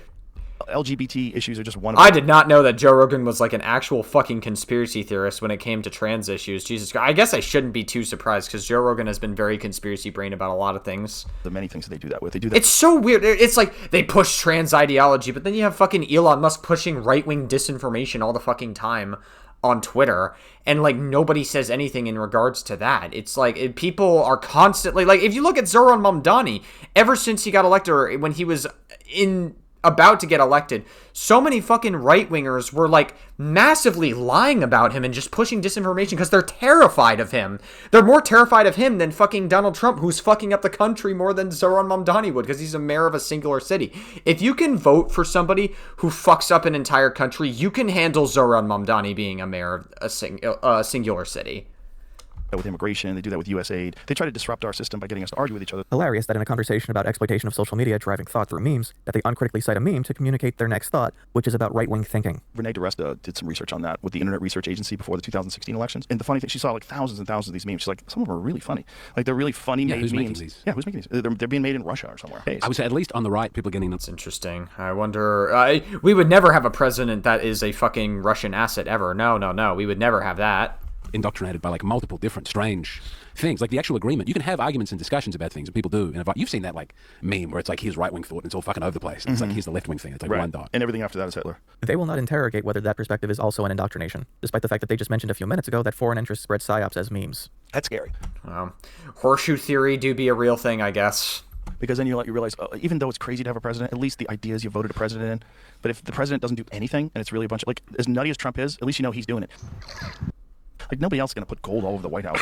He's doing that. He did the auto pen thing. At the very least, you know it's him doing it. You understand that's worse, right? They completely lied. As much as you can hate him about a lot of things that Trump has done, you can't just let people get away with making a fake story about him colluding with Russia. Like, that's a fake story. That's fucking crazy to me. Go on FBI.gov right now. Like, Russia absolutely... Like, there was a whole FBI investigation on it.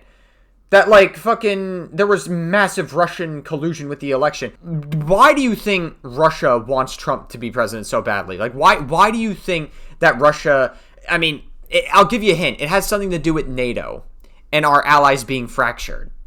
It makes sense. It makes complete sense that, like, Russia had some level. And also, Trump was, like running narratives that Ukraine was the one that started the war. The Steele dossier was literally, all that stuff was funded by the Clinton campaign. It's crazy. Yeah. Trump's relationship to Russia isn't fake. And then when they start talking... No, it's absolutely, like, provable by so many sources. Go on FBI.gov and, like, look into the Russian collusion. Like, you will see all the people that were... Like, you'll see the names of everybody involved with the Russian collusion in the 2016 election.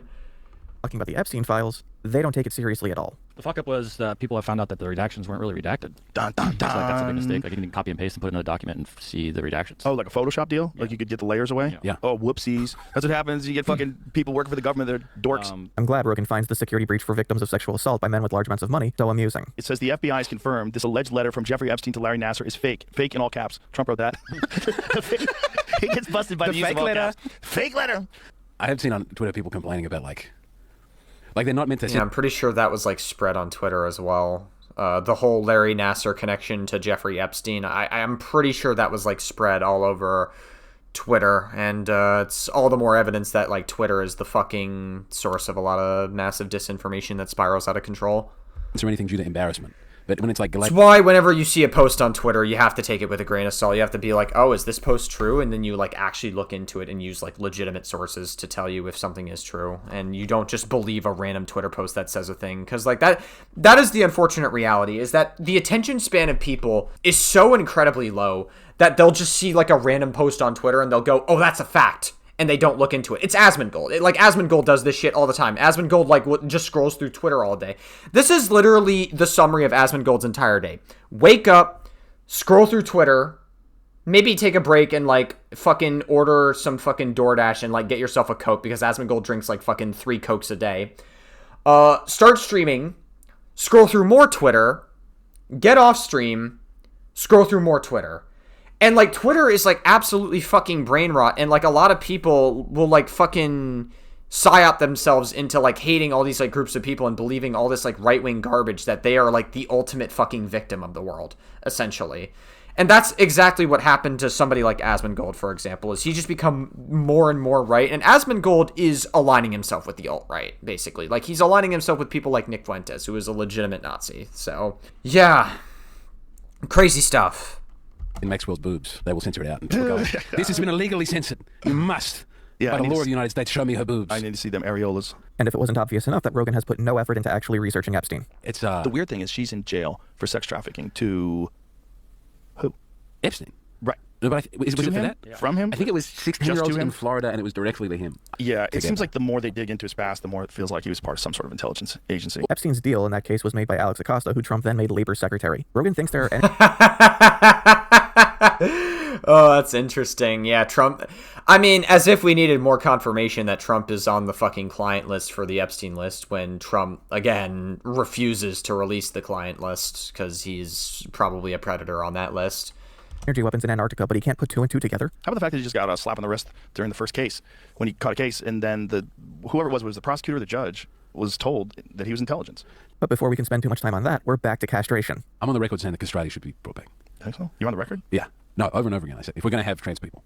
Make him sing. Then the boy would be plunged into a bath of milk or hot water to soften the necessary parts, at which point speed was of the essence. Cut the spermatic... Oh, I'm okay. If we're going to have all the trans kids, doesn't one of them go, I identify as a castrati? Well, maybe they already went through with the other thing, and they're like, well, let's make the most of this. You know? Make some lemonade. Did I screw up and accidentally watch another week of Asmongold? Yeah, probably. I thought about that. Julian Assange, it used to be Democrats that defended him, but then he pissed off the Democrats because he leaked on the DNC, and he showed, what was going on with Hillary behind the scenes and how the primary was basically rigged against Bernie Sanders. It's interesting, because if I remember correctly, Kyle Kulinski got on Joe Rogan 3 times, I believe. And Trump used to like him when he said, when he was getting this information on Hillary, but they hate him as well because Trump has basically been convinced by the people around him in the White House that this guy is dangerous because this guy basically exposed U.S. war crimes. What's really bizarre about this is how no one speaks out against it. No one on the right, no one on the left. When Obama is doing drone strikes and killing 90% innocent people, unfortunately, partisan Democrats don't talk about it. Now that Trump has increased drone strikes by 432% over Obama, now, maybe some Democrats will talk about it, but Republicans certainly don't talk about it. And Obama was a radical acceleration of the Bush administration's drone policy. That's right. People get mad now that, Trump is at the helm of this stuff, but all of these things now, it's precedent. He's not doing anything that wasn't established beforehand. Can I ask you this, though? When you say Trump is doing it, who is exactly making the call? Does he have to sign off on each individual attack? That's a great question, and the short answer is I don't know. But I also do think that there is this, what you can call the deep state. I know people think that's like a conspiratorial term, but it's really not. It's John Lilly, Awareness Day. He invented the isolation goon tank. Oh, yeah. You go in there and goon. It's like you're in space, dude. I don't know who John Lilly is, but the way they talk about him, I don't think I want to know. John Lilly's like, hey. There's something about this guy fucking rubs me the wrong way almost immediately. This is the kind of guy that they, I don't know, dude. This is the kind of guy that, like, hangs outside schools and, like, has a fucking chainsaw ready to go for, like, after-school hours or something. I don't fucking know, dude. Something out of a horror movie. Do you want to watch my parents fucking to conceive me? I like to do that in this thing. Oh, okay. Wow, this guy is very strange. Call that Buddhist thing where you go and watch your parents fuck? Day 2's guest is Kurt Metzger. So this guy is like a super gooner cuck, basically. Former writer of Inside Amy Schumer, and all-around person you do not want to get stuck sitting next to on the bus. Why the fuck are Indians and Sri Lankans tweeting about Israel-Palestine shit, right? Well, it's because there's these bounties they put up. Metzger's got some ideas about how people post on social media. So a bunch of people that I would watch them just like flip and say a thing like it's their job to say it. It was their job, but they're trying to hit a certain amount of engagement. Why the fuck does Joe Rogan have this person on the podcast? It's like, fucking Joe Rogan's picking anybody now. Like, we used to have, like, some, like, I guess notable figures. Like, even Elon Musk I'll accept because he's a big enough figure to have on your podcast, right? Donald Trump, obviously, I guess back then, of course. Like, a bunch of other figures, and, like, Bernie Sanders, of course, like James Tallarico, right? Like, all these, like, important political figures. And then you have this random fuck that I've never even heard of, just, like, on the Joe Rogan podcast. And then you have, like, Andrew Wilson, who somehow got big enough to be on Joe Rogan's podcast. Fucking insane to me. I don't know. And then you get, like, 50 grand. I can't remember the name of the guy that pointed out, but it's really good fucking work. The reason he won't specify them by name is because his source on this is Ryan Matta, an anti-Semitic conspiracy theorist. Oh, he's saying the same thing that Hassan said. I have 2 quick videos here from Ryan Matta, who I tried to get on the show today, but he is busy. So I want to explain how the pay-to-play game works here in the influencer world. Me assuming someone either is blackmailed or MK Ultra is me being kind of positive because really a lot of these people are just sacks of shit. They're going for a bounty. And it works both ways, I'm sure. How long will it take for this to lead back to Israel? From all around, that crime that got done in Gaza, and they're done now, so we can relax. They got it done, yeah. Watch Norman Finkelstein, he'll explain it to you. Norman Finkelstein is not someone you should be using as a source for Israel-Palestine information. If for no other reason, then you'll be waiting all day for him to actually give you any of it. Now, some people accuse me of speaking very slowly, and they're advised on YouTube to turn up the speed 2 to 3 times whenever I'm... The only exposure I have to Norm Finkelstein is his debates with Destiny. So like I can't say I know a lot about this guy, truthfully. I just haven't really watched or have been exposed to him a lot. Just like only his debates with Destiny, which I watched in the long Destiny video essay by Dead Domain. That was the one that was featured. It does not take them very long to get into the anti-Semitic conspiracy theories. The reason... naturally. Or unnaturally, depending on how you think about it. Frantic buying up of the media by Larry, the shadow president Larry Ellison, is because they lost the next generation of trauma-controlled fucking mind slaves because on TikTok, these psychopaths bragged about crimes they did to people. And all the young Zoomies are on there, including in America where we were force-fed woke bullshit by the oligarchs who are now suddenly horrified. This guy sounds like he's fun at parties. Because they didn't think it would blow back, that their kids would absorb that crap. Guess who has not had woke programming for the last 12 years? Israel. So you can tell who's involved with the problem. It's interesting. Everybody that says that kids get groomed into woke shit are the same kind of people that are okay with kids believing in a magical apple curse and effectively getting groomed into religion and having tons of religious trauma inflicted upon them. Just know this is the kind of guy that would hang outside of a school during after school hours, and he has a chainsaw in his fucking trunk, and he's waiting for the adults to not have any supervision around so he can do some horrific thing. That's the kind of vibes that I get from this guy. I don't know, dude. This is a very weird guy. Again now, because they have no concept of the sensitivity. I don't know why Joe Rogan thought it would be a good idea to have this guy on the podcast, truthfully. I don't know. Of these gender blobs that were made in this country. Oh, hey. Wow. Help! You gotta get me out of here, man. This guy's a freaking nut job. I'm trying to stay out of most of this stuff because every time I talk to you, I get dragged in and I get paranoid and anxiety. I get dragged in. Oh my god, it's so interesting. And like, you see, this is what I'm talking about. It's like Joe Rogan like seems to have like weird pushback for like I guess like left-leaning people. I mean, I guess should I say pushback? No, not pushback. Like, I don't know, like he like buys into conspiracy theories that would be stemmed from the right, but will suddenly like over-validate all this dumb bullshit and like be totally fine with listening to all this like weird shit, like, oh, the woke people are grooming the kids. Yeah, oh my god. Oh, Christian nationalism, in the case of Andrew Wilson, not that big of a deal. Oh, yeah. We should remove gay marriage. Ah, yes. Oh yeah, no, you could be killed. I mean, you saw what happened to Charlie Kirk. Jimmy got his phone hacked with Pegasus that time. Yeah. Listen, not for nothing, but like nobody gave a shit about Charlie Kirk after like it was so fast. Like the internet moved so fucking quickly. Like obviously like what happened to Charlie Kirk was terrible, but like everybody, like there were so many people that were like whitewashing his death. Like Charlie Kirk is not a good person. Like he said that the Civil Rights Act was terrible. He says that a 12-year-old should be forced to give birth to a child. Like he would force his 12-year-old daughter to give birth to a child if she was raped, which is a form of religious psychosis and child abuse. And like Charlie Kirk said, if a black person pilots an airplane, that they are putting everybody else on that plane in danger. Like Charlie Kirk is like an incredibly like racist person that spread a lot of white supremacist ideas, and he also like massively hated trans people. So Charlie Kirk was not a good person. Like, again, what happened to him was terrible. Shouldn't kill him. But, like, it's still fucking, like, nobody gave a shit. Like, I'm not trying to be an asshole, but it's, like, that's just, like, the reality. Is like, the internet moved so quickly, and it moved on. I don't even think Erica Kirk gave a shit that much when Charlie Kirk died. Like, she was very opportunistic about it, if anything. I don't particularly think Erica Kirk was that bothered by it, as you would expect for somebody's wife, or I guess a widow. The Bohemian Grove thing is hilarious. Oh, hey, Bohemian Grove, that thing Alex Jones was talking about in the beginning. Nobody laughed. Let's play the recording of Nixon saying. So, Bohemian Grove. If you're lost, that's probably better. But Rogan's about to repeat a quote from Richard Nixon about it that includes a not great word. That quote is the most goddamn thing you could ever imagine. I don't think. Okay, let's just censor that. He just means a little bit of man-on-man action. I think he's talking about the ceremonies. The dress up. So Alex Jones and John Ronson sneak into Bohemian Grove. Alex Jones filmed them. Everybody was like, he's crazy. He's filming them doing this fucking... Okay, we're gonna censor that word too. Joe Rogan is like very comfortable dropping so many slurs in this fucking podcast episode. Wacky ceremony in front of Molech the owl god. No, well, it's not Molech. Is that also a slur? What the fuck? I'll find out if that's a slur and if that's something I have to censor. It isn't? No. What is the owl? It's a symbol of Minerva, the Roman goddess of wisdom, representing the club's values. That's what they say. Yeah, the club's values are... So whenever they say wisdom, that means magic shit. Listen, if you're interested in this stuff as a hobby, that's fine. But if this comes up in a conversation about politicians, that is a flag so red it's Soviet. They're wearing... Pretty much. Robes, they're chanting, and they're carrying a bundle of sticks that's supposed to... Joe Rogan really has become a massive conspiracy theorist, huh? I mean, like, I think we kind of already knew that, but, like, Jesus Christ, it's actually, like, insane how over-validating Joe Rogan is of, like, insane conspiracy theorists. Present a body or something like that. And then they're going to talk... burning an effigy.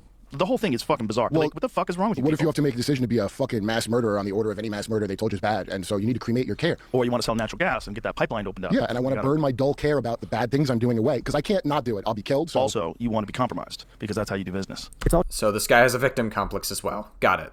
Just a conspiracy that rich people rule the world through needlessly convoluted rituals instead of just, like, conference calls. Saying that the Bohemian Club is about doing magic rituals for rich people to get into higher social and political circles is akin to saying fraternity hazing is about worshipping the god of Smirnoff. I always feel like they're smearing dolphins, like how we did to a great man, Saddam Hussein. Remember we smeared that guy and he was the best president of Iraq they've ever had? What about...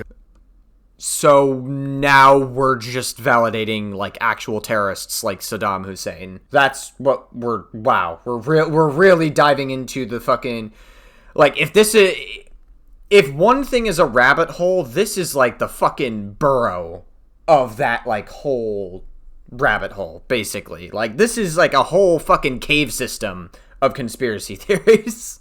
Gaddafi. I don't even want to bring that one up because that's really depressing. What do I even say to this? Like, I don't know either. It's fucking, like, this is insane. Like, he's actually just over-validating Saddam Hussein, who's a legitimate terrorist during the Gulf War.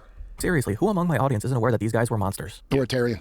Well, that too. But so are we. Yeah, Shut no the shit. fuck up. Shut the fuck up. It's all pretend. Horseshoe theory remains undefeated. Well, I hate to bring Really? it up, but ISIS is in charge of Syria now. ISIS is not in charge of Syria. Oh, we're bombing Venezuela too, by the way. It's Just hey, dude. No disinformation. Drone bombing. Right. Is it true that there was a stand down on No disinformation allowed, except if it's on my podcast. October 7th? The IDF people were talking about the day There was not a stand-down order on October 7th. The vulnerability Hamas was able to exploit was Israeli focus on the West Bank to the detriment of security around Gaza. When the conversation turns to comedy, Metzger can't even be normal about that. Don't you think comedy is kind of a hypnosis? Yeah, it's domain projection. 領域展開無料空所 Well, NLP. You know what NLP is? Neuro-linguistic programming. If you look on Wikipedia, it says it's a pseudoscience. Is it? Well, I remember very vaguely that NLP was like an actual topic of conversation when Andrew Callahan went on Jubilee. I'm pretty sure one of the debaters, and you can correct me if I'm wrong, I might be wrong on this, but NLP was like a legitimate topic of conversation that one of the, I guess, debate opponents, I say debate opponents, but Andrew Callahan wasn't really debating anyone. He was actually legitimately just having like a conversation, and I think it got like so... Like, I'm pretty sure the people of Jubilee pulled Andrew Callahan aside to say, hey, can you push back on people? And the reason they do that is because Jubilee is, like, performative theater. It's not actually, like, real on, like, anything. No. If it is, why is everybody using it nonstop all the time? It is. Metzger is crazy. Why would they be using it on me all day long, and every time I turn on something and I go, and I hear some fucking catchphrase that I hate? Apparently kindergarten is used to get kids to be more pliable for military service. I always like to bring up public school, kindergarten, because 70% of guys didn't want to pull the trigger in battle, and that had to be fixed with the Prussian system, which is why it's called kindergarten, the Austrian, Prussian word, to get you away from mommy at age 5 instead of age 6. And they can teach you about war. Indoctrination of children is a real thing. That's why when people scoff at it being used for, like, trans indoctrination, like, why would anybody do that? Like, because there's no trans indoctrination. It's not a real thing. It's like, it almost never happens. Neither for gay. People try to say that gay indoctrination is a thing. That almost never happens. And a lot of people that push these narratives are totally fine with either religious grooming onto children and inflicting religious trauma onto children. Like, by their own logic, if gay or trans grooming is a real thing, by their own logic, the entirety of religion is grooming. By their own logic. Just saying.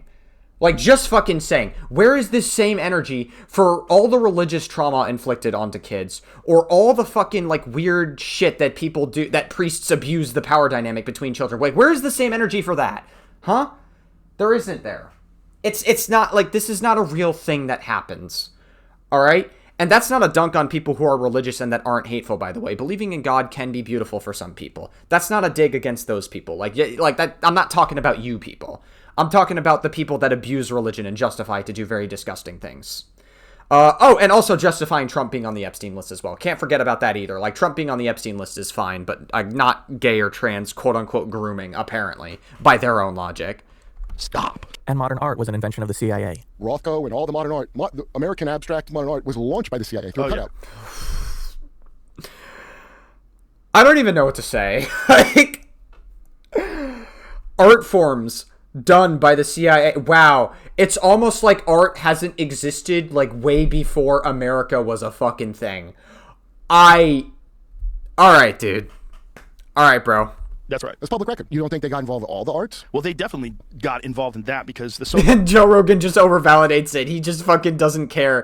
Joe Rogan's like, oh, that's definitely true. This could be a thing. Joe Rogan, you have a team that fact checks shit.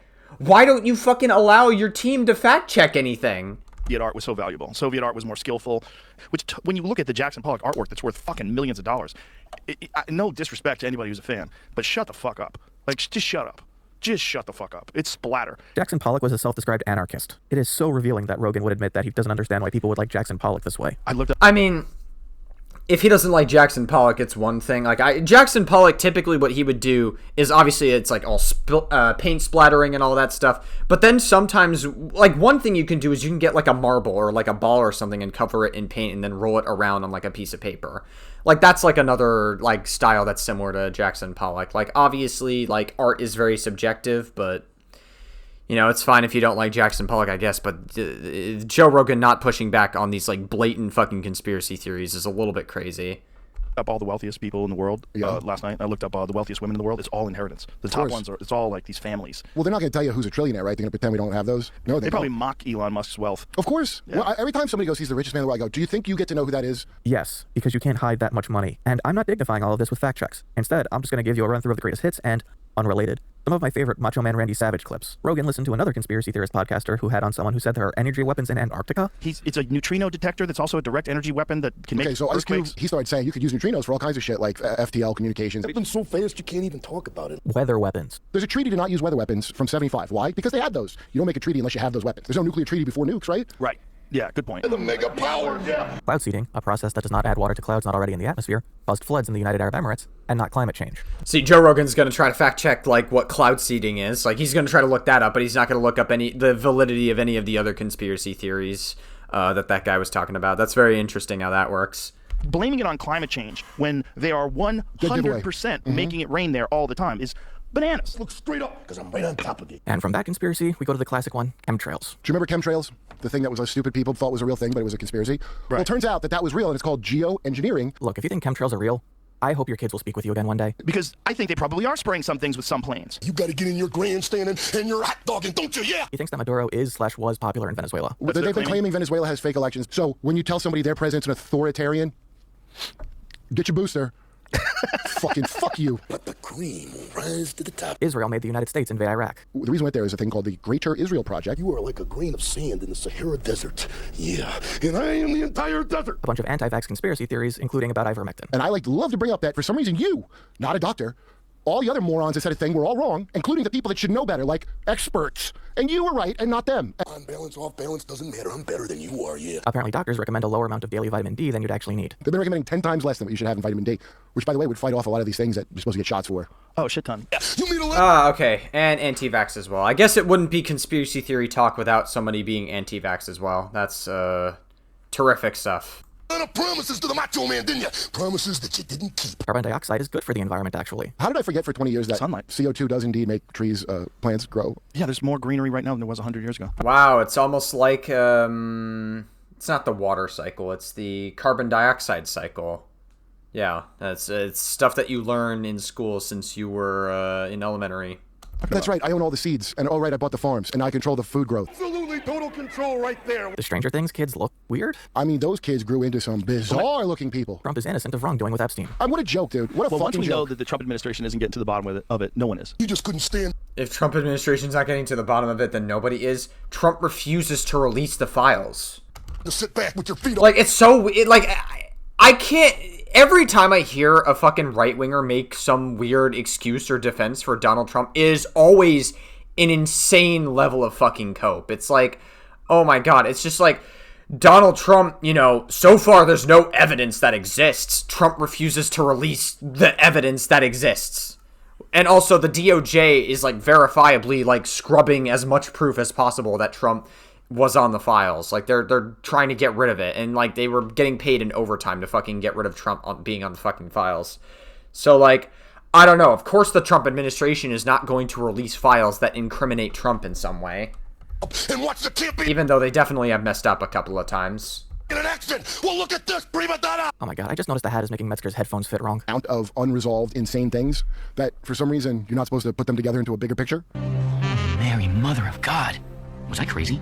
The entirety of the conversation they have is Metzger putting up these wild theories and Rogan just going along with it. Anytime he questions something, it's always with the caveat, I believe you. Yeah, and like I said, Joe Rogan did the same exact thing when Andrew Wilson was on the podcast. When Andrew Wilson was saying some really fucking crazy shit, Joe Rogan was like, yeah, okay, no, yeah, definitely. He doesn't push back on any of it. Joe Rogan is meant to be a conversational piece. You need to push back against, actual disinformation and weird conspiracy theory jargon. If you want to have a conversation, have a fucking conversation and stop sitting there and just being like, oh yeah, no, this is all true without even like, you have people to fact check for you as well. So like, why don't you like have a fucking conversation with these people then? Have a fucking legitimate conversation. But I would like to understand why you're saying it. But where you know you're dealing with fucking lizard people, metaphorically, but maybe real. And you don't get to know, by the way, who like the real powers are. We're like a Raj state, like India. The world, I mean. You know what I mean? Right. So if that's the case, and we both agree that's the case. Hogan, not only are you a hot dog, a grandstander, a showboat, and a prima donna, but you're a liar too. What does this even These fucking Macho Man clips are crazy. mean? I think so many of those people are like her, where they're just indoctrinated into this certain way of thinking and talking, and they just wouldn't even imagine saying there's genetic differences in the races. Excuse me? Because it's so Charles Murray, right? So problematic. You can get canceled for it. I am at a loss for fucking words. We went from Joe Rogan humanizing illegal... There is a clip of Joe Rogan humanizing illegal immigrants and being human to illegal immigrants, to him just saying that, like, there is some validity in genetic differences or genetic advantages in... That was a fucking dog whistle if I've ever heard it. Yesterday's newspaper. COVID was a bioweapon to cull the elderly. Oh, COVID came along. I bet every country was involved in their own soft kill to ease their population. That's what I think happened. Because I know the one that hit us wasn't from Wuhan, it was from Raleigh. You guys got a conversation going. You're talking back and forth. It's like the most important man in the world standing here. I don't even know. You remember in MIB the blinky light thing that makes you forget that you saw aliens? Okay, I have a very bad feeling, Joe, that is not some kind of exotic technology. I think it may literally just be a blinky light. Really? So he went against Diageo, which is a British company. He's not Italian, some made-up name.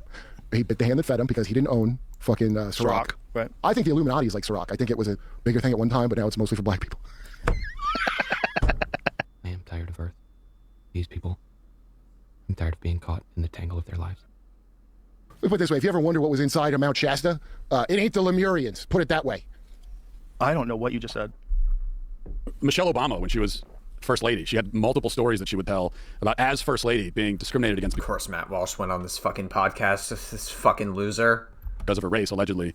And one of them was she was in line for ice cream or something, and someone cut in front of her. It's a very dramatic story about, well, they didn't see her because she's black. Lady, people have cut in front of all of us. It's just that if it happens to me at Walmart, I don't think of it racially. I just think, oh, this person's an asshole. Exactly. That's like looking for racism everywhere. But it's interesting that nobody wants to call it out. Nobody wants to be reasonable. You know, you have to listen to it. That's part of the problem. Like, you can't say, are you sure that's racist? Because then you're a racist apologist. It drives me nuts that this is what we do now, where if someone does something or says something, they don't get to have a say in the intentions behind their own actions. There's only one person who can answer whether you're a racist person, and that's you. If you don't think that you're racist, then you aren't. Racism is a thought process, and if it's not in your head, then you're not racist. That is so incredibly stupid. Wow, you could use that justification to legitimately be racist. Then wow, it's just like so like that thought process is incredibly stupid. We have to understand this. Might have stereotypical views about people of other races. Everybody does to some extent. You might think things that are even insulting about people of other races, but it's not racist, because racist means you hate people of other races or you think they're inferior to you. Right. But no, that's not entirely true. If you think that illegal immigrants are rapist pedophiles, you are a racist person, because you are essentially giving a fuck brown people dog whistle. That is a racist thing to say. All right. If you think that we need to enforce illegal immigration policies, that's not a racist thing to say. That is just you wanting to enforce illegal immigration. Right, that's just an example of how Matt Walsh's thought process is completely just not true at all in any sense of reality. You could be not a racist person and think that, whatever, Asians are bad drivers. You know, you could think that stereotype is just... That is an inherently racist thing to say, though, is you're saying Asians are bad drivers. Like, that is a racist comment. It's true. America's present need is not... That insinuates that an entire race of people are like, oh, they're bad drivers. They're entirely bad drivers. Like, what? Heroic, but healing. Not nostrums, but normalcy. Not revolution, but restoration. Not agitation, but adjustment. Not surgery, but serenity. The short-term stuff does work. Day 3. You know, like short attention span stuff is very popular, even with me. Like, but I have been resisting it more and more lately. I'm like a fucking heroin addict. Humans didn't change. It's just you can hijack the reward system by giving them some short attention span nonsense, and it just like tricks their slow drip dopamine into like continuing to watch this stupid shit. If you haven't already figured it out from watching, there's a difference between being aware of something and recognizing how it can have an effect on you. It's bad for you too, because it programs you to think that is going on everywhere in the world. Like if you have 8 billion people that are interacting with people all over the world, and you only take the worst examples of that and broadcast it, and then it becomes viral and millions of people, it rewires your way you think about human beings. Today's guest is Bradley Cooper, here to promote his new movie, Is This Thing On? Thanks, it's one of the best representations of someone attempting to do stand-up. You really nailed a beginner in comedy. Like, it seemed completely realistic. Great. Yeah, and like, I think that's one of the reasons why Kill Tony is so popular. Yes. Kill Tony, if you're unaware, is a show hosted by Tony Hinchcliffe. And these Latinos, they love making babies too, just know that. They come inside, just like they did to our country. There's a lot going on. Like, I don't know if you guys know this, but there's literally a floating island of garbage in the middle of the ocean right now. Yeah, I think it's called Puerto Rico. Where aspiring comedians can get 60 seconds to perform a set and then listen to critique, which from what I've seen of it is less constructive criticism and more bullying, which is evident from the It's interesting. He could have turned that into a legitimate conversation of how there are legitimate garbage heaps that are like miles long in the ocean because of how we're fucking terrible in regards to our environment, and some other countries are like that as well. But then he just says, oh, it's Puerto Rico, and then he proceeds to give like a racist dog whistle to Puerto Ricans. Wow. We're really being productive with these conversations. Incredible. No jokes people bring to him. Conversational piece. Having real conversations, by the way. Press Tony. I just moved into my new apartment. I got a George Foreman grill, but I'm a little cheap, so I got a knockoff version. I got the George Floydman grill. It's sort of like the George Foreman grill, but you got to press down extra hard to get the grill marks. Okay, dude. Maybe other episodes are different, but based on... Just like they did to our country. I'm inclined to think not. There was people that went up at Madison Square Garden in front of 16,000 people that had never done stand-up before. Dude. No, that's... Don't do that. Yeah. It's immediately apparent hearing how Cooper talks about art that he has a genuine, empathetic passion for performance. But it's wonderful to watch, because you're watching authentic reactions happening in real time. Yes. It's just that I think human beings really love seeing what it's like when someone starts out doing something. But it's just the getting going and sucking at something in the beginning is terrifying for people. So when they see someone just try it, I think they're like, oh, look at him go. Look at him go. He's out there doing it. Right. He's on the bike. You got to press down extra hard to get the grill marks. But because they're on career aspirations now, they get into Rogan's own journey through stand-up in New York and LA. People would psychologically backstab people. People would talk shit to people before they went on stage. Wow. They would try to hijack their fucking mind. Right. Like, really, it was dark. And then the internet, instead of people being your competitors, they became not just your friends and not just your colleagues, but also an asset. Because if you're doing a podcast and you've got your funny friends on, then your podcast is better. Right. And then if you tell people about their podcast, then their podcast is better. And then it became much more about being supportive of each other. And then everybody kind of realized, like, hey, it's way more fun when we're all having fun. And everybody wants to be with other people. Who wants to be a lone wolf, really, for a long period of time? Yeah. There's a few out there, but they're all psychologically destroyed. They're just a mess. Yeah. Who doesn't want to have friends? It's crazy. I'll fully cop to the idea that I could be reading too much into things here, but it's boldface 300 size font. I got ridiculously lucky. Like, a lot of people say, oh, I work really hard to get on a sitcom. Nope. No, I got lucky. Rogan talks about how he basically won the lottery on his success being discovered early and getting dropped into multiple opportunities. And then I got a development deal to do something for NBC. As we were developing it, they said, hey, there's a show that we're doing. It's called News Radio. It's already been picked up. We already did the pilot, and we want you to read for this. I was like, this is good. I'm going to get money, and I don't have to worry about money. That's how I thought about it. Right. And then when I was doing it, I was like, wow, I'm so lucky. Like, how did I stumble on? I'm here with Phil Hartman. This is crazy. It's crazy. And I will say this, through the conversation, I can see that Rogan, at least at one point, had a genuine appreciation for the craft of comedy. And I don't remember what time the show started, but there was a few people on before me, and I got there, and the people that were on before me were sitting at the bar. I go, what's going on? Like, there's no crowd. I'm like, there's no crowd? There's nobody? And so then this couple walked up. It's like when you're doing stand-up for just two people. You're only looking at two people. But you also realize how much of your act is bullshit. Fucking dance moves. It's just nonsense. Like, you're doing a lot of silly things that, like, don't even, and you're not connecting with real humans. Right. And you recognize where the flaws in your writing are and the flaws in your delivery. Because if the only comedy he's seeing now is the stuff at his own club in Austin. I watch a lot of comics, like when I see them in the club. Right, yeah. but not like, No, I probably should. I probably should watch more of them. He's only seeing what he already likes. This part's just for me. Bradley gets into talking about the fake baby from American Sniper. What was it like doing that scene with the fake baby? Oh, was that bro, weird? It's so funny. I was just talking about that 2 days ago, dude. And I've come full circle. Yeah? I actually think it's dope. Wow, look at these people fully invested, and it's a doll. and I had the doll. And I remember, and I made a joke on set, and I was like, I'll just save you $35,000 because I moved his hand with my thumb, and I was like, Clint, I just think that it's clear, that that's not a baby, and can we at least just find out what the cost would be? And then I remember he was like, no, I think we move on. But now we get to the troubles of filmmaking. Am I right? Meat of today's episode. I think Metzger revealed Rogan's mindset, but Cooper revealed his soul. This is Rogan's opportunity to geek out about comedy and art and passion, and for all his enthusiasm, he is incapable of matching Cooper's depth. Huge foundation of like what I could do. That your insecurities are actually your attributes. You're a sensitive kid. This is all good stuff. And I never felt that way before about any of that. And then all of a sudden in grad school with other guys and women, and we're like laying down, and she wants us to go through an experience of loss and betrayal when we were children. And it's like, what the fuck? And actually I could take all that stuff I've been ashamed of, and I could use it and bring it into art. I don't know, it really clicked with me. Anyway, how can I just get to a place where we're just talking to each other and I don't, and then all this stuff I feel it's okay. Right. Yeah. When you're doing a guy like Chris, it must also be kind of easier to keep the accent. And unfortunately, here's where Cooper shows how Rogan is a pipeline to the right. Like 8 months ago, I know I'm late to the game, came across podcasts. Only 8 months ago? Yeah, pretty much. Yeah. That's interesting. Isn't it? Yeah. What made you get into that? I can't remember, but it was your podcast, and I'm trying to think what it was. And then you had two guys on that I thought were really interesting, and then they do a trigonometry. Yeah, trigonometry. And then I find that very fascinating. Oh, they're great. Yeah, great. And I really hope in 5 years Bradley Cooper is still sane. so that's how it just started. So now it's like a huge part of, like, I have this whole little thing, like often I'll go to bed and my daughter's listening to your voice, but I do put on headphones sometimes because I love, like, just at the end of the day. I'm not calling This actually really does showcase a very, like, dangerous thing that we are, like, kind of witnessing here, and that's the fact that, like, Joe Rogan, like, not only is Joe Rogan over-validating people like Andrew Wilson and people like that weird I forget that person's name, but he had, like, that weird fucking conspiracy theorist that he was just, like, over-validating and was, like, saying that, oh, but, like, trans kids can get, like, groomed into, like, trans ideology and all this stuff, and he was, like, actively pushing these, like, things. Like, this is legitimately, like, fucking dangerous. Like, we could legitimately see in a couple of years' time, like, this person actually, like, goes down, like, a weird, dangerous fucking pipeline.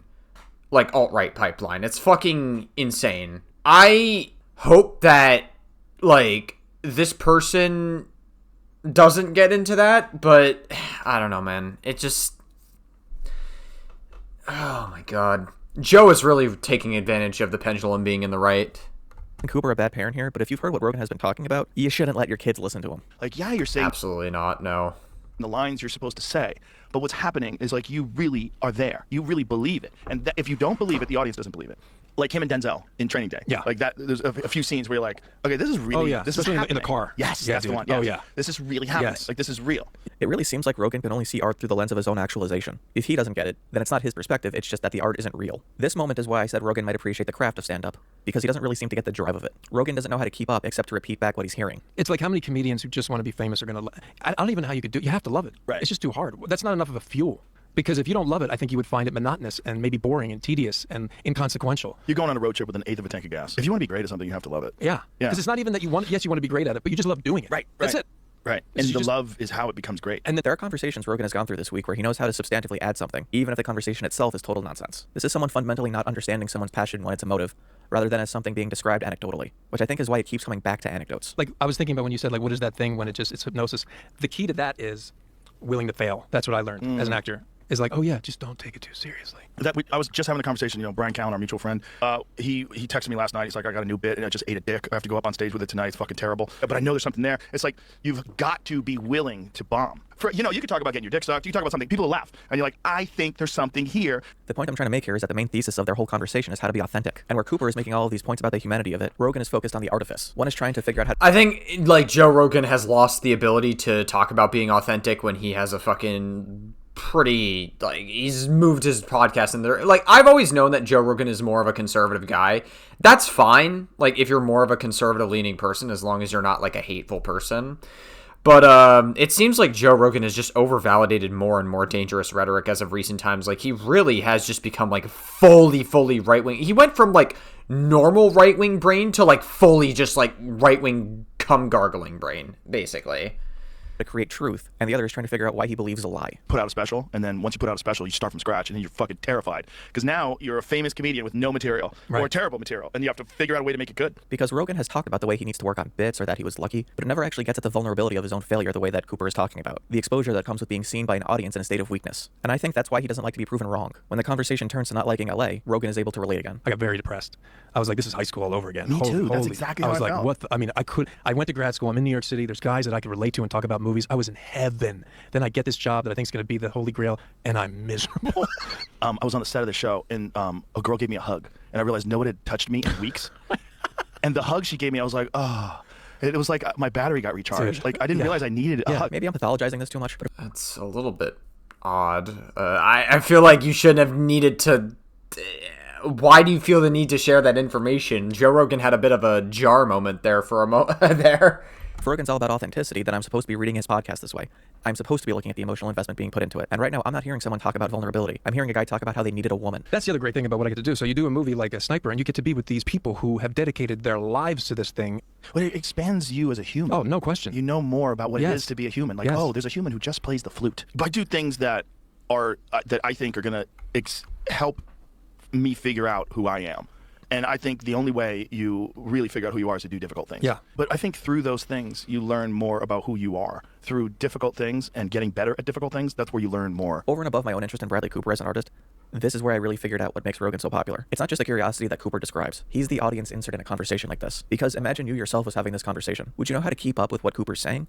Or would you just sort of watch his eagerness as a spectacle unto itself? Rogan has worked in Hollywood. On his podcast, he's probably interviewed hundreds of actors at this point. But his side of this conversation hasn't come close to matching the passion on Cooper's side. You know, and that's one of the great things about your show is I can feel your curiosity. And then I'm learning from your curiosity what things that I would never normally know how to go on to. Yeah, that's the most valuable gift of the show for me. It's the best. Is that I get to pick who I talk to. So I only talk to people that I'm fascinated by, or someone who's interesting to me, or something like, oh, this is going to be cool. And then it's like, oh, so we're actually going to watch two human beings talk to each other? Oh, that's kind of great. Once again, the conversation turns to AI. I haven't gotten to that level. I go like, how was your New Year's? Oh, do you do that to it? You ask the AI? Yeah, I'm curious how they're going to process and like how they're going to try to communicate. I'm a huge believer in art. Yeah. You know, I think art is, you know, in any form, is a key to our communicative ability and like not feeling alone. It really. Let me guess where he's about to go with this direction. I believe all art is beautiful, including AI art. Is that what he's about to say here? Let's see if I'm right. It comes down to me, at least, just not feeling alone, part of a community. Yeah. That's it. Because me alone, and if I'm controlling a robot, it's still me alone. I guess that's what I'm saying. Well, it's a disconnect, too. That's what I mean. It's a disconnect. Art is a connect, right? It is. When it works, great it's a connect. Art. Yeah, great art is an expression of someone's humanity that you get to feel like this person did this thing. Just shut the fuck up. It's splatter. But it's just this change.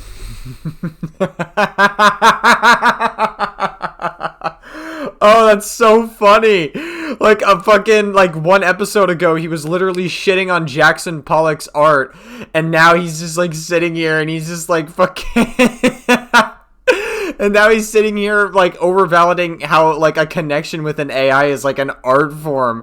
Oh my god, Jackson Pollock did like paint splattering and everything, but that is more of an art than AI will ever fucking do, man. That's funny to me. That's actually so hilarious that Joe Rogan is doing that. I didn't even catch that. Is a strange change because we're essentially creating an artificial life form. Yeah, the entertainment aspect of it is just a side effect. It's weird the way progress moves. It's because I mean you can call it progress, but is it even better? I mean, what is progress? It's like technological innovation and adaptation to it. I think we need more regulations on AI. I will not deny that AI has done some good things. There is probably a lot of good that AI has done. AI has solved a lot of different things, and AI is like a very, very useful tool. Even I use AI to help me with some stuff, so I will not deny the usefulness of AI. But there is a lot of harm that's coming from AI. There's so much fucking harm in it, and I think we really just need to... There needs to be like a lot more regulations put onto AI to make sure it doesn't get used in very degenerate, disgusting ways. I don't know if it's progress, but you have more access now to other people's creations than ever before. Like you can be absorbed in other people's work all the time now. Yeah, or it was frowned upon. Right. Or like, well, you're not smart if you talk about this. Right. You know, it's like let everybody decide. Right. And the truth is we don't know fucking anything. No. Well, there's a lot of gatekeepers when it comes to what you should or should not be interested in. I think it's amazing. As long as you could be, you know, you're like, okay, I'm looking at it. This is not, you know, the Bible of what it is, but let me just hear this take. You know, that's only healthy, I think. 100%. You know? Yeah. I guess even if Cooper appreciates the conversations, he doesn't actually know a lot about Rogan himself. The problem and the fear is like, oh no, you're going to get, and then the cults and the group and the thing, and all of a sudden there's a movement, and you know. But whenever that happens anyway, there's so much infighting, and the thing gets diluted anyway. Like it's never going to work. Because I don't think he realizes how piercing that observation actually is. Well, if you think about it, I came out as transgender 34 years ago. It's a little better now, but it's still not the hottest ticket that everyone's. We want transgender guys in here for this, that, the other. It's not the top of the list. Right. Yeah, because if you were just talking, like if you didn't have makeup on and you didn't have the heels and the nails, you just seem male. Yeah. I think there's quite a lot of people maybe who were the way they live their lives, they live their own personality. They're not particularly male or female. Mm-hmm. I feel.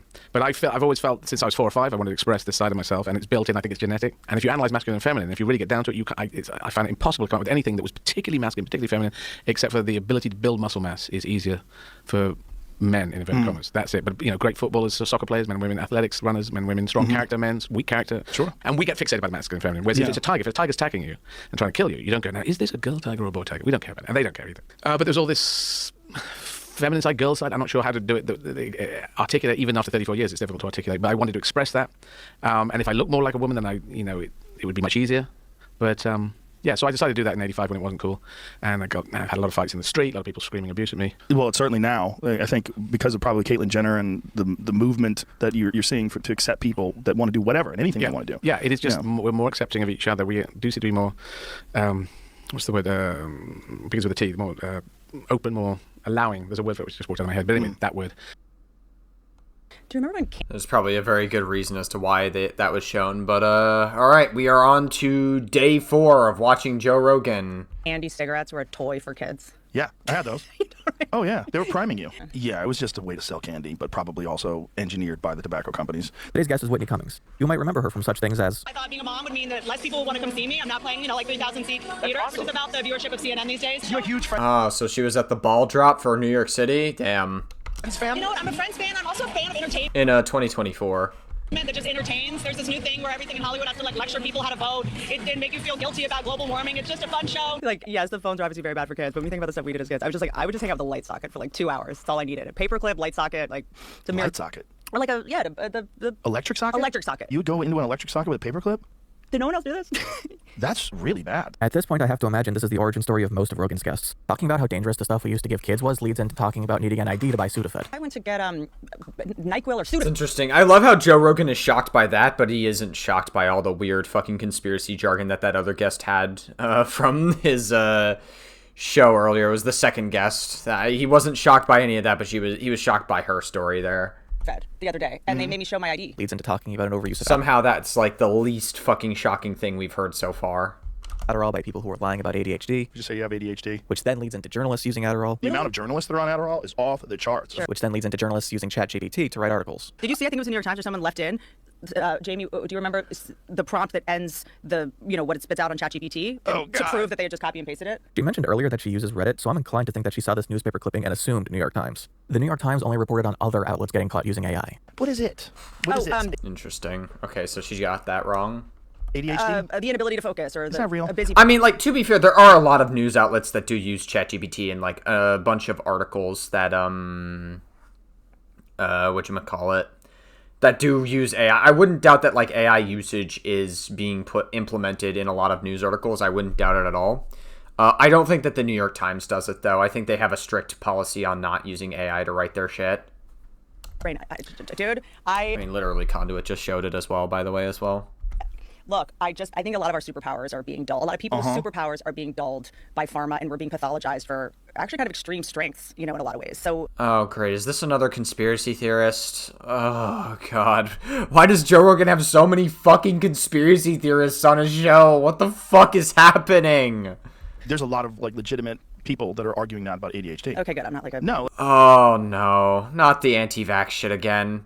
Anything but anti-vax shit, please. Legitimate psychologists, neuroscientists. There are not. Oh, they can't sit in a classroom and watch some pedophile lecture them on fake history while they're getting hemorrhoids in some chair with shitty lighting above them. Yeah. I mean, it's of course kids are bored. Of course they can't sit. I could get angry at this, but I don't think it's necessary given that it's transparently a right-wing grift. Apparently they... It's crazy, Pedophile is lecturing our kids and grooming our kids. Okay, look at the president that you voted. That's all I gotta say. I think there's a serial killer. Again, we have to be clear about something. If you voted for Donald Trump and you run defense for Donald Trump, you have no right to virtue signal about pedophilia. You don't care about it. You obviously don't. Otherwise, you would be calling out Trump and you would be demanding Trump to be more transparent with the Epstein files when he refuses to release it. So you don't keep the same energy for anywhere. We know you don't give a shit about pedophilia. You guys don't care. In Austin targeting gay men. Your boy Brandon over here, I was like, what's up with the Rainy Street Killer? I always want updates on the Austin serial killer who's pushing gay dudes off bridges. Cops want to say it's not really a serial killer. And how many guys have to drown before you start getting nervous? According to all official reports, there is nothing to indicate there is an actual serial killer. Rainy Street? How do the cops know the victims are gay? They just smell them. They just check their assholes. They're like, I fucked the corpse's asshole. He's gay. They bring a dilator. Yeah. Well, that's pretty offensive. I'm obsessed with how there were Nazis that had to find out who was gay. So did Christians. Oh, really? Of course, it's in the Bible. I just fuck these guys. They are gay. Let's get them. In the old days, in the Bible, if a man layeth with another man, you're supposed to be put to death. If you go back in history.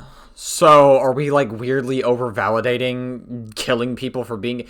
I mean, weirdly, this is not surprising because not long after this episode was on January 10th, 2026.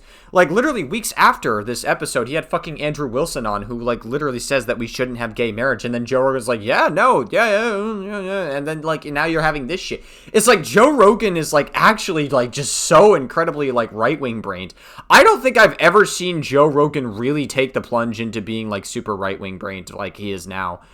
Actually pretty fucking crazy. Guys were fucking each other all the time. The Spartans did it. That's wild. I always am what are the things we're doing now that we're gonna look back in 50 years and be Remember in 2006 when they were doing that? Trans surgeries? 100%, especially on children. Great. Now we gotta include the fucking trans argument there. We gotta include the fucking trans people being a danger to society in the conversation somehow. Children. Also having phones 24/7. Do you think 100%. phones will be like cigarettes? Will be like No. Bro, conservatives really love talking about trans people when there's nothing to talk about, or they don't want to talk about anything else. They love talking about trans people so badly for some fucking reason. They talk about trans people more than fucking leftists do. No, it'll be in your body by then. I love that Rogan has these thoughts consecutively because it really underscores his inability to recognize his bias against trans people. Because it's like psychological distress leading to high levels of suicidality, crime against humanity, needlessly shortening the distance between your cell phone and your ear, inevitable, necessary, human progress. in some ways feel like you might be smarter if you forget half the shit you know, because half the shit we learned has been debunked anyway. Like half of like science and history like is not. I mean, look, there was a study that was like widely criticized fairly recently that labeled Fruit Loops as being healthier than ground beef. But who sponsored that study? That's the thing about all these things. It's like, who are these people, and can I see them naked? Yeah, that's it. Take your fucking clothes off. Let me see what you look like. That's fucking weird. And also the study Rogan's referring to was intentionally designed to get the result he's criticizing. We found, in short, that there is, in fact, a new U.S. government-funded food pyramid chart that promotes to the general public the idea that the children's breakfast cereal Lucky Charms is healthier than steak. Despite how it was described, the chart was actually put together to demonstrate the shortcomings of systems used to rank the healthiness of foods. Wow, that's interesting. He didn't read past the headline. Great job. Lightly anti-Semitic. Dude, it's just fucking crazy. It's like Joe Rogan has a team where he can fact check shit. Like he can legitimately fact check if he wants to, and he chooses not to.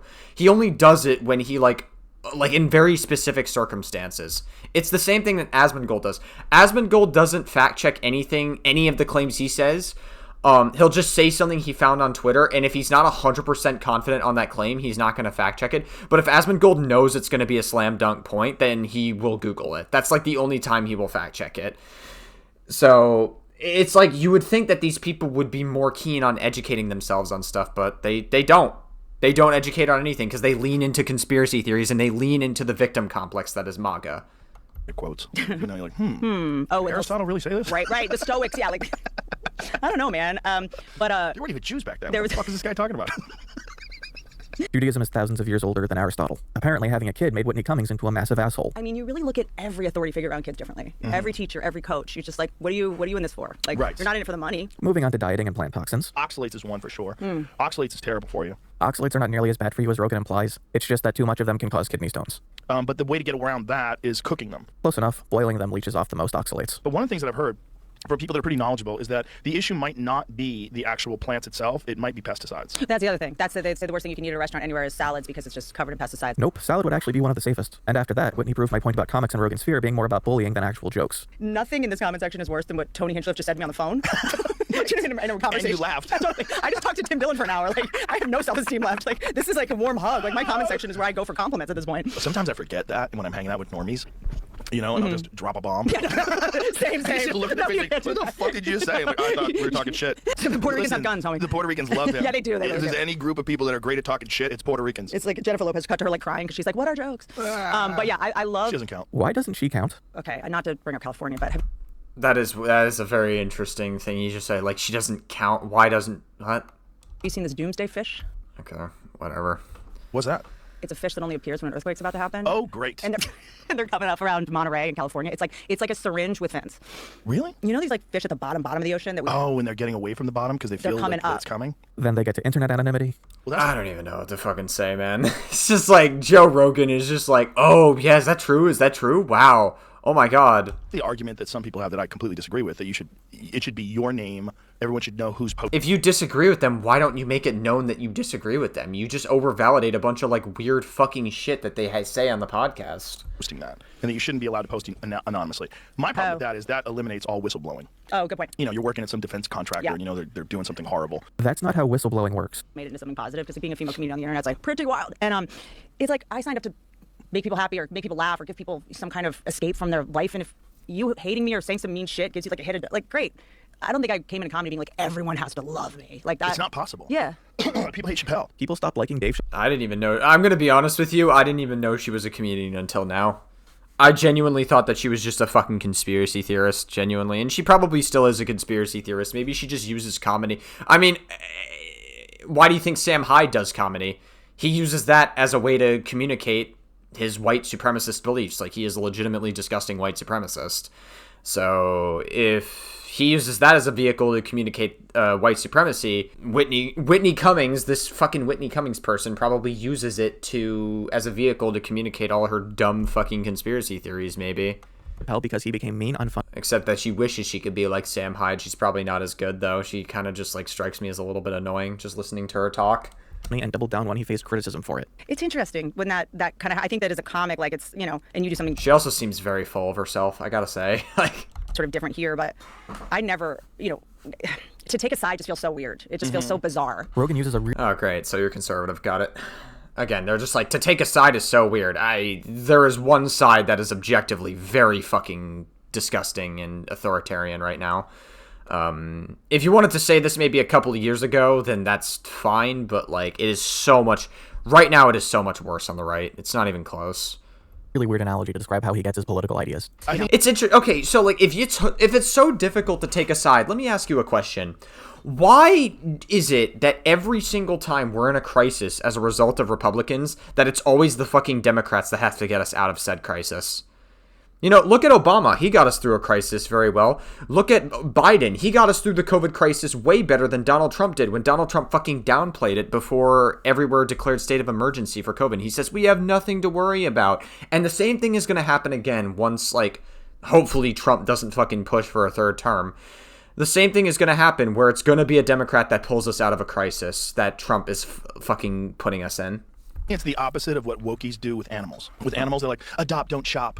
I think with your ideas, you should shop around. Don't adopt. Don't adopt, like, all the ideas that the left has or all the ideas that the right has. Shop around. Also, breeders are bad, so rescue a dog from a breeder if you need to. Right. Well, look, breeders are bad, right? Okay. I have the best fucking dog in the world, and he came from a breeder. Some are good, some are bad. Some rescues are good. Some of the worst people on earth are animal rescue people. Another interesting 180 from a comedian. This has been an exercise in Rogan justifying his own actions via analogies that present his ideological opponents as crazy. And when you notice how often this happens, it's like seeing the Matrix with how common it is. And since we're on the topic of fraud, obviously they moved to Minnesota. Where is it? But just, unaccounted for. I'm not even mad. Just tell me where it is. How do you even hide that much money? How do you even hide it? So great. Minnesota fraud time. It's crazy because these people are very, like, pro-Trump on, like, a lot of different things, and Trump again, guys, let's do a little bit of experiment for anybody listening to this video or watching this video, whatever you're doing right now. Pull up Google or, like, a quick search engine and Google "did Trump pardon fraudsters" and tell me what you come up with. And let me know if you think these people would carry that same energy for Trump as they do with the fucking Somalians. And also, let's not forget the person that was, like, one of the main pushers of the Somalian fraud, which is Nick Shirley, with his dog shit fucking coverage of it. Nick Shirley was, like, he went on Andrew Callahan, and he, like, went completely mask off, admitting that he doesn't actually care about the fraud, and the real reason he did it is because he doesn't like brown people. Like, that is, like, one of the things. Like, he says that Muslim people are problematic people. Like, he legitimately just does not like brown people. That is the mask-off moment that lets you know that Nick Shirley does not care about the fraud. He just does not like brown people. House Judiciary Committee released... That's the real reason he was pushing it, just to be absolutely clear. A report on the LA Fire Aid concert. Look at this. $100,000 to podcasters. I want to know who the fuck the podcasters were. Oh, great. He's using Twitter as a source as well. They got $100,000 from, like, some random fucking Twitter account. Yeah, what are you talking about? Like, what does that mean? Like, did they prevent fires with that money? $500,000 was used to cover salaries, bonuses. Imagine you got a bonus because there was a fire. Consultant fees for nonprofit But if it's a nonprofit, why are you giving it money? And why are you giving them bonuses? Look, it'd just be easier to call Republicans biased against California and call it a day. But LA Fire Aid money has been independently audited, journalistically investigated by outlets on both political sides, and no one has found any indication of fraud. But that doesn't stop Rogan from having a severe reaction based on his predetermined assumptions. I'm pretty sure Nick Shirley recently went to, like, LA or, like, other parts of California to, like, try to, like, talk about the whole fucking drug problems there or something like that. I could be wrong, but I'm pretty sure it was somewhere in California he went. Some of that is fucking criminal.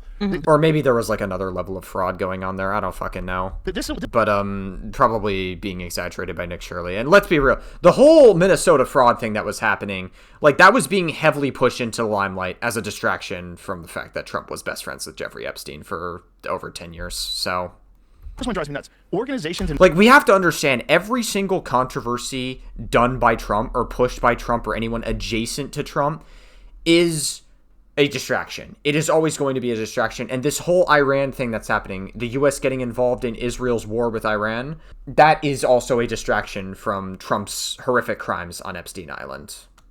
involved in political advocacy. $500,000. Why is anyone advocating for politics? Like, what does that even mean? It's just stealing money. That's right. That's just my wondering. Rogan, amusingly at least, doesn't seem to realize that he's saying a lot of musicians who would probably like to have as guests participated in a fraud against their own city for no personal gain, and that none of the hundreds, if not thousands of people coordinating behind the scenes for them did anything to verify the group they were performing for individually. Fungus planting projects. What? To plant fungus. Yes, because ecosystems were destroyed and they need to be rebuilt. But also, they're like, we know we're going to get away with this. Like, I just But love. they're not, because this guy, the congressman, is looking it up. It's going to. They're definitely going to talk about it. It's going to be a problem for these people. It's going to be a problem during re-election, and it's supposed to be. They're monsters. These people are evil. They're really evil. For someone who doesn't trust the government, he's really trusting the government right now. Charity culture is just such a bizarre. Yeah, because the government overvalidates his political bias. That's the only reason he's going to trust them. He wouldn't trust if it was someone like Biden or Barack Obama, though. Only when it's Donald Trump. Country have this charity culture? I don't know. Well, our charity culture is really weird because of U.S. aid. And then you realize, like, oh, no, it's not U.S. aid. It's U.S. Agency for International Development. Boars! Well, Mike Benz is the guy to follow on that. Oh, my God. Mike... Oh, great. Mike Pence? Oh, Michael Benz. I thought he said Mike Pence for a second. Jeez. Benz is a right-wing conspiracy theorist who has said under a pseudonym that Jews control the government and are doing white genocide. And he... Wow. Okay.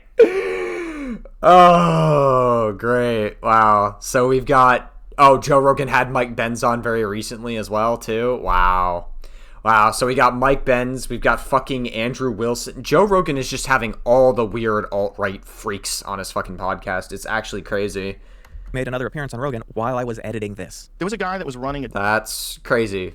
A bunch of daycares. He had no Already one a red flag. in California. No one at his organization. No kids. Pulled up in a fucking Rolls Royce when they were investigating. A Rolls Royce. And once again, Rogan demonstrates his own criticism of social media by falling for fake news. This looks fake. It really does. It looks fake as shit. It looks fake as shit. This looks like completely staged. You get to a point with real and fake where you're just like, it might as well be. It's just like we live in a strange world, and no one investigated where all this money was going in the past. The Minnesota fraud was probably to billionaires more than anything. I mean, like the Minnesota fraud. Listen, no one is saying, like, no one reasonable is saying that Minnesota fraud didn't happen. There is probably a massive amounts of fraud that's going on in Minnesota, but it's being heavily exaggerated by right-wingers. It's being massively exaggerated, and it's also it's a distraction. It was literally, this whole thing was pushed on the day that, like, some more of the files of Epstein were supposed to released. I wonder why that's the case. I wonder why. Already being investigated under the Biden administration. One of the things that Elon said to me, yeah, that's also a good point too. Biden was also investigating the Minnesota fraud even before Donald Trump. It's but we knew that the Somalian fraud was nothing new. Like, it was something that was happening for a while. And also, we know that Trump and, like, his administration don't give a shit about fraudsters. Trump is, like, one of the biggest fucking fraudsters ever, who is, like, a convicted felon, some of which is for fraud. One with the 2016 election as well, with the Russian collusion. That's massive fraud. We have January 6th. That's some level of fraud because it was based on a fucking conspiracy theory. We have the Trump pardoning tons of fraudsters as well. Like, let's not pretend. And also the meme coin with Doge as well. Or, like, that's, like, another thing. And, like, you could meet Donald Trump if you invested in the fucking meme coin. Like, let's not pretend that Trump, like, or people that are in support of Trump give a shit about this fraud. They don't. They obviously don't. They're like, oh my god, it's problematic. All it is just fuck brown people. That is the entire Minnesota fraud summarized, basically. And why it gained traction is because they think that black people are inherently a threat, or Somalians are a threat. You have Asmongold on Twitch that says that Somalian people are inherently lower IQ. He's incredibly fucking racist, and he says that Somalian people are inherently lower IQ because of the color of their fucking skin. He is a absolute, like, these people are disgusting. Why would I listen to anything these people have to say? These are incredibly low IQ motherfuckers that have no fucking value to society whatsoever. They're incredibly dog shit at everything they fucking say. Like, I don't know what to tell you. Like, this is just, like, the reality of what's happening, is you have low IQ people who have a victim complex, and their victim complex is getting overvalidated with this becoming mainstream. That's where we're at. That is the reality of what's going on. Medicaid fraud is the biggest amount of money that's fraudulent in this country, and he didn't want to even talk about it because he was worried that people would kill him. But you know, the American dream, the politicians were getting so much money from these people, just from the Somali community that owned daycare centers. The Minnesota politicians were getting Here we go. $5 million. Here we go. But the daycare centers, oh my god, dollars last year. Is Tim Wilson to blame for that? I don't know. Well, he just stepped down from his re-election. That's not good. They were not. Once again, this is fake news that was propagated on social media. That's the thing about the internet. If you want to by Nick Shirley, who fucking heavily pushed the Minnesota fraud shit. get outraged, it's there to feed you. Yeah, totally. And then all day and then long. It's in the billions now. It's bigger than the entire GDP of Somalia, just from Minnesota. It's crazy. Wow. I love how like people will sit here and complain about Somalian fraud, like stealing all of our money, but then you have billionaires who fucking steal our money constantly in the economy, and there's no energy for billionaires being a plague on this fucking economy. You have Elon Musk who could take a loan against his net worth, and then he can invest that money back into his company and generate more wealth, basically. And there's no energy for billionaires fucking stealing our tax dollars constantly and being like an absolute fucking plague on like to our economy. But then you have like more people putting energy into some Somalian fraud that's happening, that's being heavily exaggerated when it's not anything new that's being exposed. It's actually fucking crazy. The like weird, like where our priorities are. Allegedly. Wild. The entire GDP of a country, one state's fraud. And is it true that the guy that uncovered it was kind of like some guy? Like it was this like Nick Shirley kid? Yeah, this like young internet kid. Yeah, It's he such a seems good like a fish. very smart kid. I've seen him. Nick Shirley seems like a very smart kid. No, Nick Shirley's incredibly fucking stupid. He has no idea about how any systems work. He was like harassing all these like fucking daycares. He was harassing all these like fucking local businesses about the fraud, and he was getting kicked out of these fucking places. Nick Shirley's incredibly stupid. What are you talking about? He was on Patrick Bet-David's show. Yeah. Oh my god. Joe Rogan is actually corrupted. He's actually like just fallen completely from who he was. Jesus Christ. Joe Rogan is actually like fucking like it's just insanity. The virgin. Before I had a kid, it was like, is he gonna text me back? Now I'm like obsessed with like finite resources. I'm like, where's all the helium? Like we're running out of helium. Like where's the What's helium for besides balloons? Hilarious. Yeah, I won't be able to have a birthday party for my son. We are not going to run out of helium anytime soon, despite what Smiling Friends had to say about it. What are clowns gonna We love conspiracy theories. do? Damien, I sent you that thing about the lady that's now in charge of housing in New York. Okay, 1. He's sourcing a video from Twitter after days of hearing about how social media is rotting your brain. 2. That's not the person in charge of housing in New York. Social media is like massively rotting our brain, and then he like uses fucking Twitter as like a massive source. Also, this person looks like Daniel Larson. Like weirdly. Like, do you guys see it too? You guys might be able to see it. It kind of looks like Daniel Larson if he actually combed his hair. She's in charge of tenants' rights. 3. I am doing basic It kind of looked like Daniel Larson from an angle, I guess. Googling for most of this. Well, a lot of these wokies, they come from rich families. They feel Sure. bad about being Sure. privileged. Yeah. And one specifically thing she said that was going to really impact white people. And now the usual, I used to be on the left, but then they went crazy. I was as liberal. I had blue hair, you guys. Like Yeah, I remember when you had blue hair. I rescue pit bulls. Like it doesn't get any more liberal than me. Like it doesn't Right. get any more. But the whole idea with being liberal is like you had me at. Maybe you did it as a virtue signal. I don't fucking know. This woman just seems so full of herself. I don't like her. We're not racist. Everyone's equal. Right. But that, diversity. But then it turns into diversity. Communism. Diversity, but not diversity of thought. She says, sitting across from someone who has brought the conversation back to trans people, welfare fraud, Trump being better than Dems, and totally not an There's no diversity of thought whatsoever. So the undertone of that, by the way, I'm sorry, I didn't mean to interrupt you, Conduit. I'll replay what you're saying. But like, I just want to like add on to what she just said there with the whole diversity of thought there. She is basically saying, oh, but the left purity tests, like they don't accept any other ideas. The ideas that you guys are spreading are like, fuck brown people, basically. Like, yeah, of course we're not going to be as accepting of your ideas. You guys are, like, pushing this Somalian dake. You literally just had a conversation about the Somalian fraud thing when all of that is being pushed because Nick Shirley fucking hates brown people. That's really the only reason that was pushed to begin with. And to distract from Epstein, of course. That's another reason. So, like, of course we're not going to be fucking spreading diversity of thought when all the shit you spew is inherently hateful. Yeah, of course not. Not diversity of thought. She says, sitting across. Wah, we can't say fuck brown people or we can't say slurs on Twitter. Wah, oh my god, no diversity of thought. Wah. Across from someone who has brought the conversation. Also, can we talk about the fact that like they don't ever talk about the purity testing on the right? Where if you criticize Donald Trump in like MAGA spaces, you get fucking ousted from the fucking conservative party. It's very interesting how they don't like seem to care about that. Asmongold like refuses to criticize Trump because he's completely fucking alt-right brained. Back to trans people, welfare fraud, Trump being better than Dems, and totally not an Epstein pedo without providing genitive substantiation for any of his positions. Every day I've watched him so far. We don't believe in gender, but we need a female president. You're like, huh? And then it's like, my body, my choice. Unless it's a baby that needs a vaccine for hepatitis B, which comes from butt sex. Like, There is no cure for hepatitis B. The most you can do is prevention, and that requires a vaccine.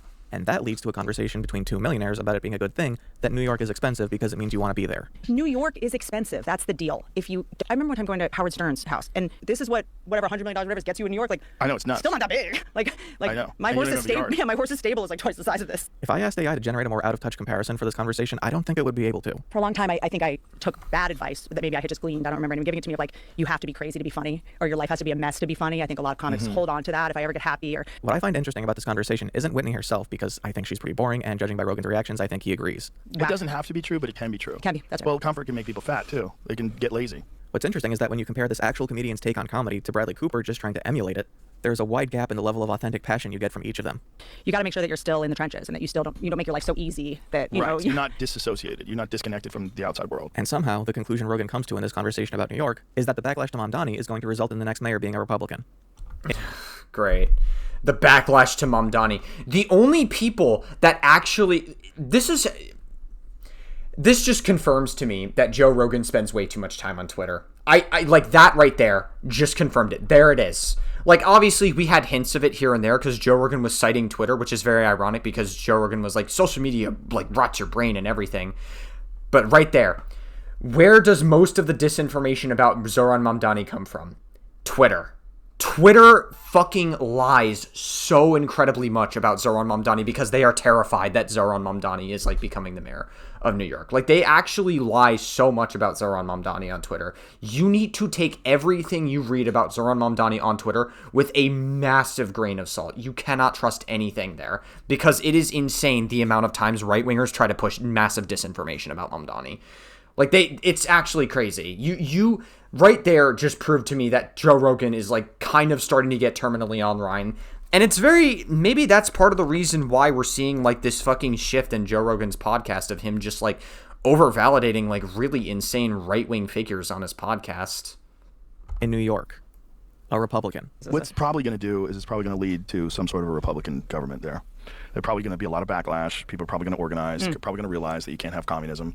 There is nothing to substantiate this other than your source Twitter, which you seem to take a liking to more and more as of recently. And it'll swing. I guess we could say that Joe Rogan really is becoming Twitter brain rotted. Either way. Rogan must only have 4 senses left because he is out of touch. There was a little bit of like a elitism. I think it's part of what made TV start becoming kind of irrelevant is these sort of like elite writers from Harvard making shows like The Office and these comedies. It's gonna get me in trouble, but it is kind of like making fun of poor people. It's like, wouldn't it be funny if people like worked at a paper mill and like went to Chili's? Like, what a bunch of losers.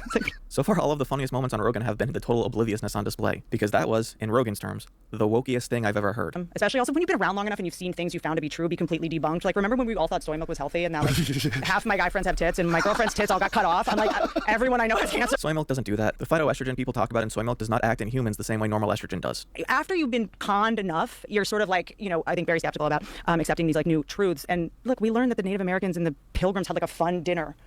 They like got along great. Because as a kid, it's more important to learn about accepting diversity than it is to learn about genocide. Why do you think you aren't woke? They come back to AI again.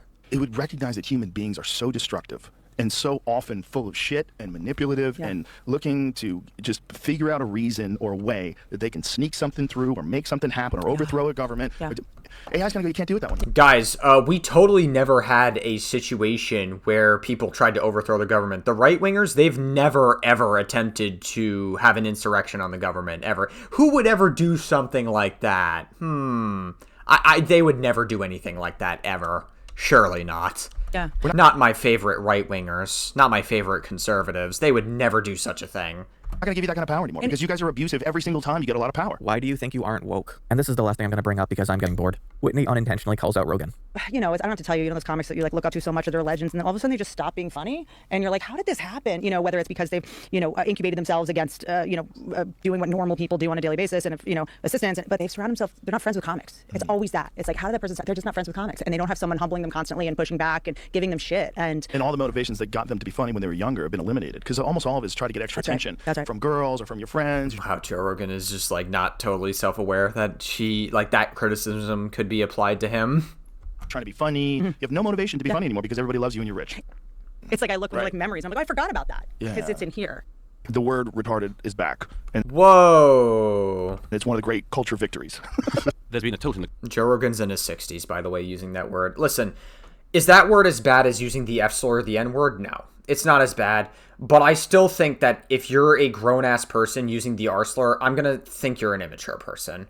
Like, I feel like that's just, like, it's cringe. Like, why? There are so many other words you can use in the English dictionary. Like, why do you have to use that word in particular? I think the reason why people use the R slur is because it makes them feel powerful. It's a lot more of an edgier word to use, and you feel powerful in saying it, right? I've slipped up in private a couple of times recently. I'm really trying to break the habit of using the word, but there's so much stupid shit that's been happening recently that I sort of kind of got back into the habit of using it. So I'm really trying to break away from it. It's not good. Don't use the R slur, by the way. I think there was only one time on this channel where I almost slipped up using it. I think it was in a River Sever video. Like, I almost said it, but then I stopped myself. So, don't use the R slur, guys. Hot take. But, yeah, no, like, again, is it as bad as the N-word, the F-slur? No, but the reason why people use these words is because they feel powerful, and the people that this word affects are not as visible to society. These words have been used to oppress people in the IDD community. They have been used to bully them and, like, torment people in the IDD community, so it's best that you just don't use these words. I think it's an immature thing to do, really. Both conversations in the last couple of years. And it's largely to do with people who have appointed themselves experts, who are not experts. Who's that other dude who thinks he's an expert on Churchill? Daryl Cooper does not think he's an expert. It's pretty hard to listen to somebody who says, I don't know what I'm talking about, but now I'm going to talk. If you throw a lot of shit out there, there's some point at which I'm just raising questions is not a valid thing. Mm-hmm. You're not raising questions. You're not asking questions. You're telling people something. Do you think Daryl's doing that? I think there's a whole bunch of guys doing that. I think Dave is doing that, very obviously. Dave's a comedian, but he's now mainly talking about Israel. I feel you've opened the door to quite a lot of people who've now got a big platform who have been throwing out counter-historical stuff of a very dangerous kind. Look, these guys are not historians. They're not knowledgeable about anything. No one's calling Ian Carroll. No, but then why listen to their views on Churchill? Daryl is incredibly knowledgeable. He's not. If you say, I've decided that Churchill is the bad guy in World War II. Somebody said. Neither Carroll nor Cooper have said that? Well, listen, I don't know what Carroll said, but Daryl Cooper's not said that. What he said was he jokes with his friend Jocko, who's an Anglo-Saxon. He jokes with him. You know, I think that Churchill was the secret villain of World War II. And what he's saying is by Churchill's actions, the war escalated. He's not saying anything. He's not just asking questions then, is he? But if you only get the contrary view, which is, isn't it fun if we all pretend Churchill was the bad guy of the 20th century? At some point, you're going to lead people down a path where they think that's the view. And that's horseshit of the most profound kind. There are a lot of people who have come along, partly I think because they've come on this show, who have come along and they've decided, I can play this double game. On the one hand, I'm going to push really edgy and frankly sometimes horrific opinions.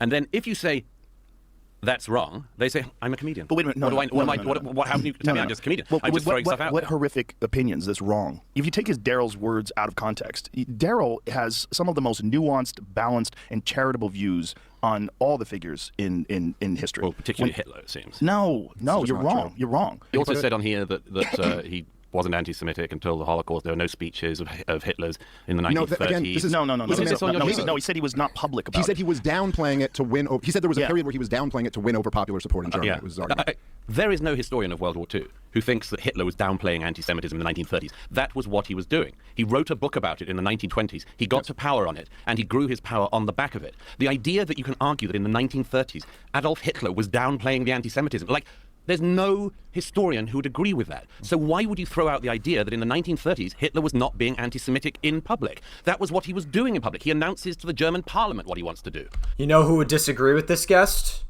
Joe Rogan in the year 2026. How ironic is that? So when you're throwing out claims like he was keeping it down in the 1930s, first of all, what are you doing? And secondly, why? Today is going to test my composure because Rogan is having a conversation with Rand Paul about COVID, and I don't know if I can show it. Not because... I can only imagine where it's going. It might be very RFK Jr. coded. Because of the misinformation. I don't know if YouTube allows me to show two guys sucking each other off this hard. You were alone. Damn, that's crazy. Voice of reason during the pandemic. Conduit's about to show us an actual porno? What? That's crazy. And I was cheering you on every... You know... If Asmongold actually decided to leave his house for once in his life, I do think Asmongold would be a guest on the Joe Rogan podcast. But that's only if Asmongold was willing to leave his house, but that's too much work for him, and he just wants to be terminally online all day. So, step of the way. When you were grilling Anthony Fauci, with all due respect, you do not know what you are talking about. It was mind-numbing how many people were going along with it and how many people just accepted what he was saying. At least Metzger had the decency to dress like a nutjob and not like Will Ferrell from Night at the Roxbury. One of the greatest tragedies, and we knew this within days, was that children weren't getting sick. They were. No child without a health issue really died. Well, they Zero. got sick, but it wasn't dangerous for them. It was. The argument was, you're going to bring it home and you're going to infect your grandma and she's going to die. The argument didn't really hold water, though, because everybody got it anyway. Hey, pal. You just blowing from stupid down? First, the foreplay, where Rogan offers some pushback. But here's another thought. You could have said, yeah, kids could take it to their grandparents, so until the kid has gotten it and recovered for 2 weeks, tell them not to visit their grandparents. You know what I mean? Well, the problem was the people that live with their grandparents. Yeah, I know. And that would be the exceptions to the rule. And one of my favorite quotes was from a guy named Martin Kulldorff. He was an epidemiologist at Harvard who ended up getting fired. Martin Kulldorff, as Rand did point out here, was fired from Harvard. What Rand doesn't include is that it was because of his insane ideas about COVID, including that we shouldn't do anything to mitigate its spread in 2020. Wow. The lying by omission is crazy. Got it less severely so the second time they got it, if they got it at all. Much less severely so. I got it twice, and the second time I couldn't even believe it was actually COVID. Your anecdotal evidence is It's all the fucking vaccine faults. Ah! appreciated but not relevant. But you can't argue with someone when you can't use facts. Right. So he didn't have any facts at his disposal. Maybe first or second month, Fauci comes in and I said, many people who die from the flesh-eating bacteria, which is what they give them to try to treat them to prevent death and loss of limbs, is high-dose IV steroids. And so I asked Anthony Fauci, I said, do you think there's a chance? He said, oh, no, we've tried that. To that, in some bacterial infections, steroids, like with the flesh-eating strep, sometimes you actually give massive steroids in the setting of an infection, and some of these people survive. In the fatal cases, are they finding that steroids in addition, well, we don't really have an antiviral treatment, but are they using some steroid treatment in the real severe cases and having any success? They've done it in an empiric, non-controlled way, and it doesn't seem to be any difference that there's any effect, positive or negative. Right. I guess in a bacterial infection, we would never do it unless we were also giving antibiotics. So if we had an antiviral plus steroids, might be a different scenario. Thank you. That's all I have. Turns out the best treatment when you were just about to go on the ventilator or on the ventilator, when you have a 50% chance of dying at that point, was IV steroids, an old generic medicine that Big Pharma doesn't make much money off of. It's interesting that Rogan had on a guest some days prior to this saying that COVID is a bioweapon, and now he's talking to someone who says that there's a simple treatment. Well, I mean, he has a history. That's funny. History of using medicine that has already been through the approval rating with, what they did with AZT during the Right. pandemic of AIDS. Right. And that proved to be horrific, a terrible disaster. AZT was not horrific the way he describes. Despite severe side effects for some, it still helped people live longer and has been used in treatments decades later. The other thing about natural immunity that needed to be brought up is, so all the people that were declared essential kept working, and there'd be like 296 people at a meatpacking place in Missouri. All of them got COVID. Most of them survived, but what we should have been telling them is 2 weeks after you got it, come back to work, you don't have to wear a mask. I think Joe Rogan should rename his podcast the Joe Rogan Conspiracy Experience or something like that. I don't know. I don't think that has much of a ring to it, but he should rename it in something similar to that has like a better ring to it than I just gave. Now, you've had it, you have immunity, you won't spread it to your family, and guess what? All the unknown about whether you're going to die or not, you survived, and you're done. But instead, we told people you might get it again, and you still might die, and you got to wear a mask all day long, when in reality, we should have been celebrating the people who recovered and letting them have their freedom back. Natural immunity lasts for about 4 months max, and you can't tell just from looking at someone whether or not they've had it. And also, yeah, also not for nothing, but all the old people that get COVID are not going to be able to fight it as well, because COVID is a lot more deadly on people who are older, and their immune system is not going to be as strong. So that's another thing to bring up. So while hospitals were bringing in refrigerated trucks for the overflow of dead bodies, you want to limit the amount of other illnesses going around.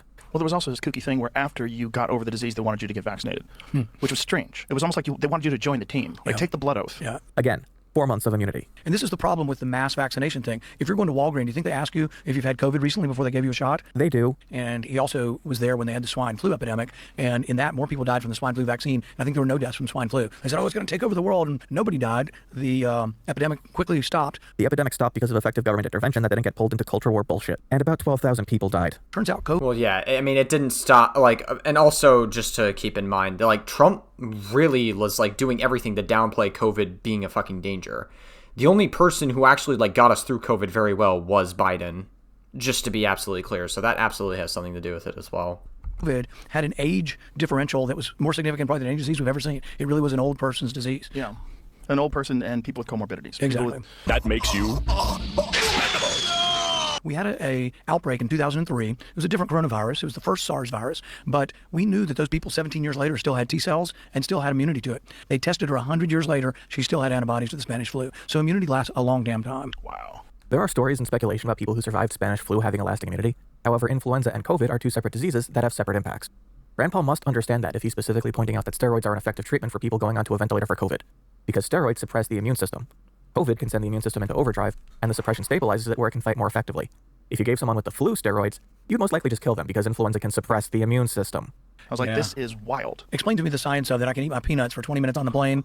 And what my favorite is some of the flight attendants were great. Some of them would actually come to me and pass messages. I would get a little folded up message. Thank you for what you're doing. Thank you for challenging Fauci. But then some of them were Karens. Okay, fine, you freaking Karens. I don't think that I need a translator for that one, okay, guys? You're all wrong about that, Karen. I think I know exactly what that one means. My information is 100% non-insane.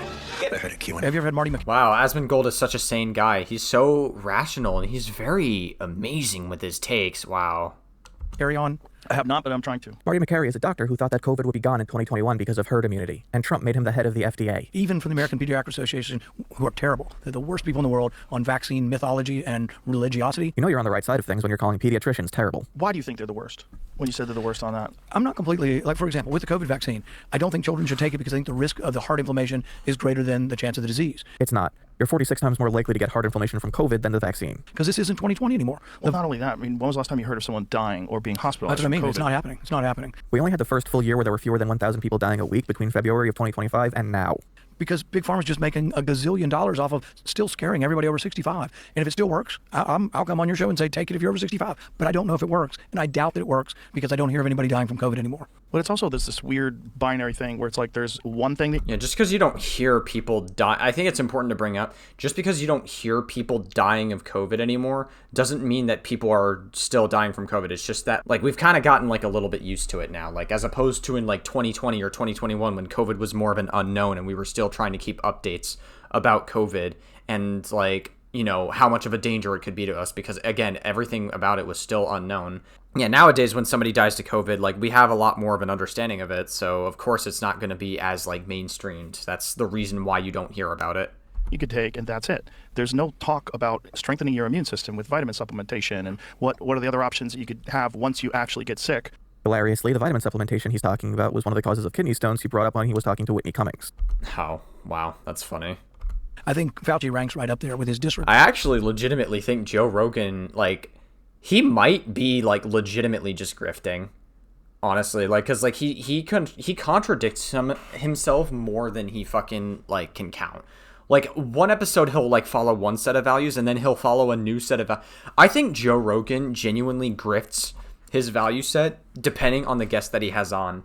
And maybe that's something I have to take into account retrospectively in regards to my James Tallarico conversation, which I did a reaction to like a while back. I actually enjoyed that conversation with James Tallarico. It was very cool. And I really, you know, hearing James Tallarico talk every time is like so brilliant. But then you have fucking people like Joe Rogan who completely just like fucking change his values, like depending on who's on. Like Andrew Wilson comes on, then he's like, oh, we need Christian nationalism and like, oh, gay marriage should be like robbed completely. And then Joe Rogan nods his head and then he has like all these fucking conspiracy theorists on.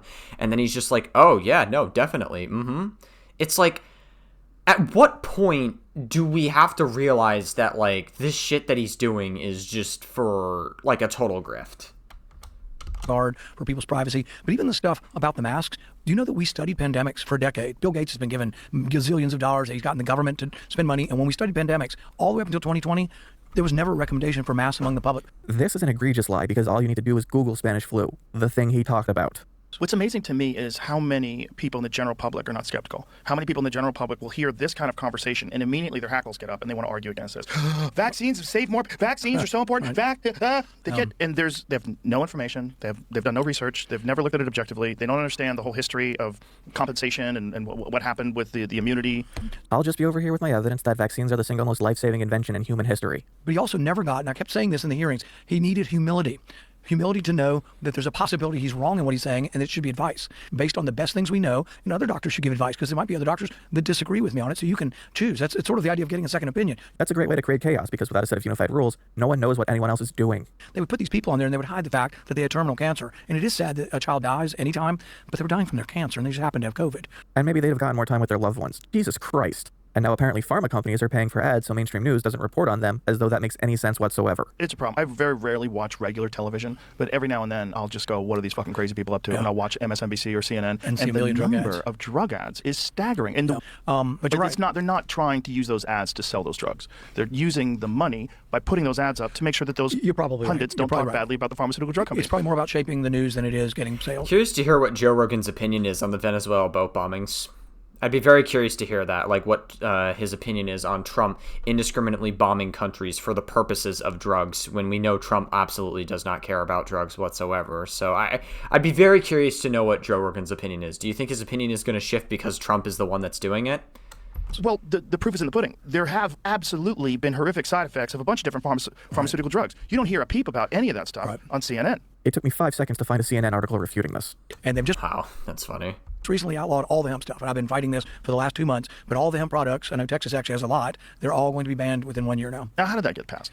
Mitch McConnell. Thank God they're done with COVID. They talk about CBD and hemp for a bit. I guess their conversation on this is fine comparatively. Who are we to tell somebody who can't sleep at night that an Ambien's better for them than taking a hemp gummy to go sleep at night? But then they talk about government workers briefly. It's got to be very bizarre being a rational person working for the government. Yeah. A rational person, aka a guy who just like literally pushed conspiracy theories about COVID for fucking hours, which just is like mind-boggling as fuck. And then he's like, "Oh, it's got to be crazy having a rational person be here." The people up there are of a different sort. Many of them have never worked really outside of government, so they really. Yeah, they know nothing about writing checks. Yeah, exactly. Telling you how to live your life. He's a bureaucrat, Morty. I don't respect him. To be clear, working in government is a career. They eventually get to Trump bombing Venezuelan boats and kidnapping Maduro. Blowing up these people in boats off the coast of Venezuela. They're accused of running drugs, but nobody knows their names and nobody's put up any evidence. And again, oh, it's interesting. I was literally just asking about this. Okay, I'd be curious to hear what Joe Rogan's opinion is on this. All justice and against all laws of war, all laws of just war, we never have blown up people who were shipwrecked. It's against the military code of justice to do that. But the weird thing about it is they really care about drugs, except for the former president of Honduras, Hernandez, who was given a 40-year sentence, was tried. Rand is being very careful not to say that Trump was the one who pardoned him. And he's let go. Yeah, interesting. Same time we're arresting Maduro. It's almost like Trump doesn't give a fuck that the Venezuelan people, or the, like, I guess people that are handling the narcotics are transporting those narcotics. It's almost like Trump doesn't care. Because he's attacking the United States with drugs. Rand has to walk the tightrope of being a Republican while also maintaining his libertarian bona fides. And at this point, all it does is show that he has no principles, as he calls actions antithetical to his beliefs, simple disagreements. Yeah, exactly. He's just he's scared of getting purity tested by the right, basically, and he knows that Joe Rogan has, like, basically fallen into, like, right-wing brain-melting shit, basically. So, yeah. You know, we've tried it in other places. It's one of the things I liked about Donald Trump. He was against regime change in Iraq. He was against regime change in Libya. And the good thing about President Trump, and this is something I always really like about him, he'll make decisions on the spot. He doesn't ask a committee to vote on whether he can talk to the president. The president still has good instincts. I disagreed with the bombing of the boats and the bombing of Maduro.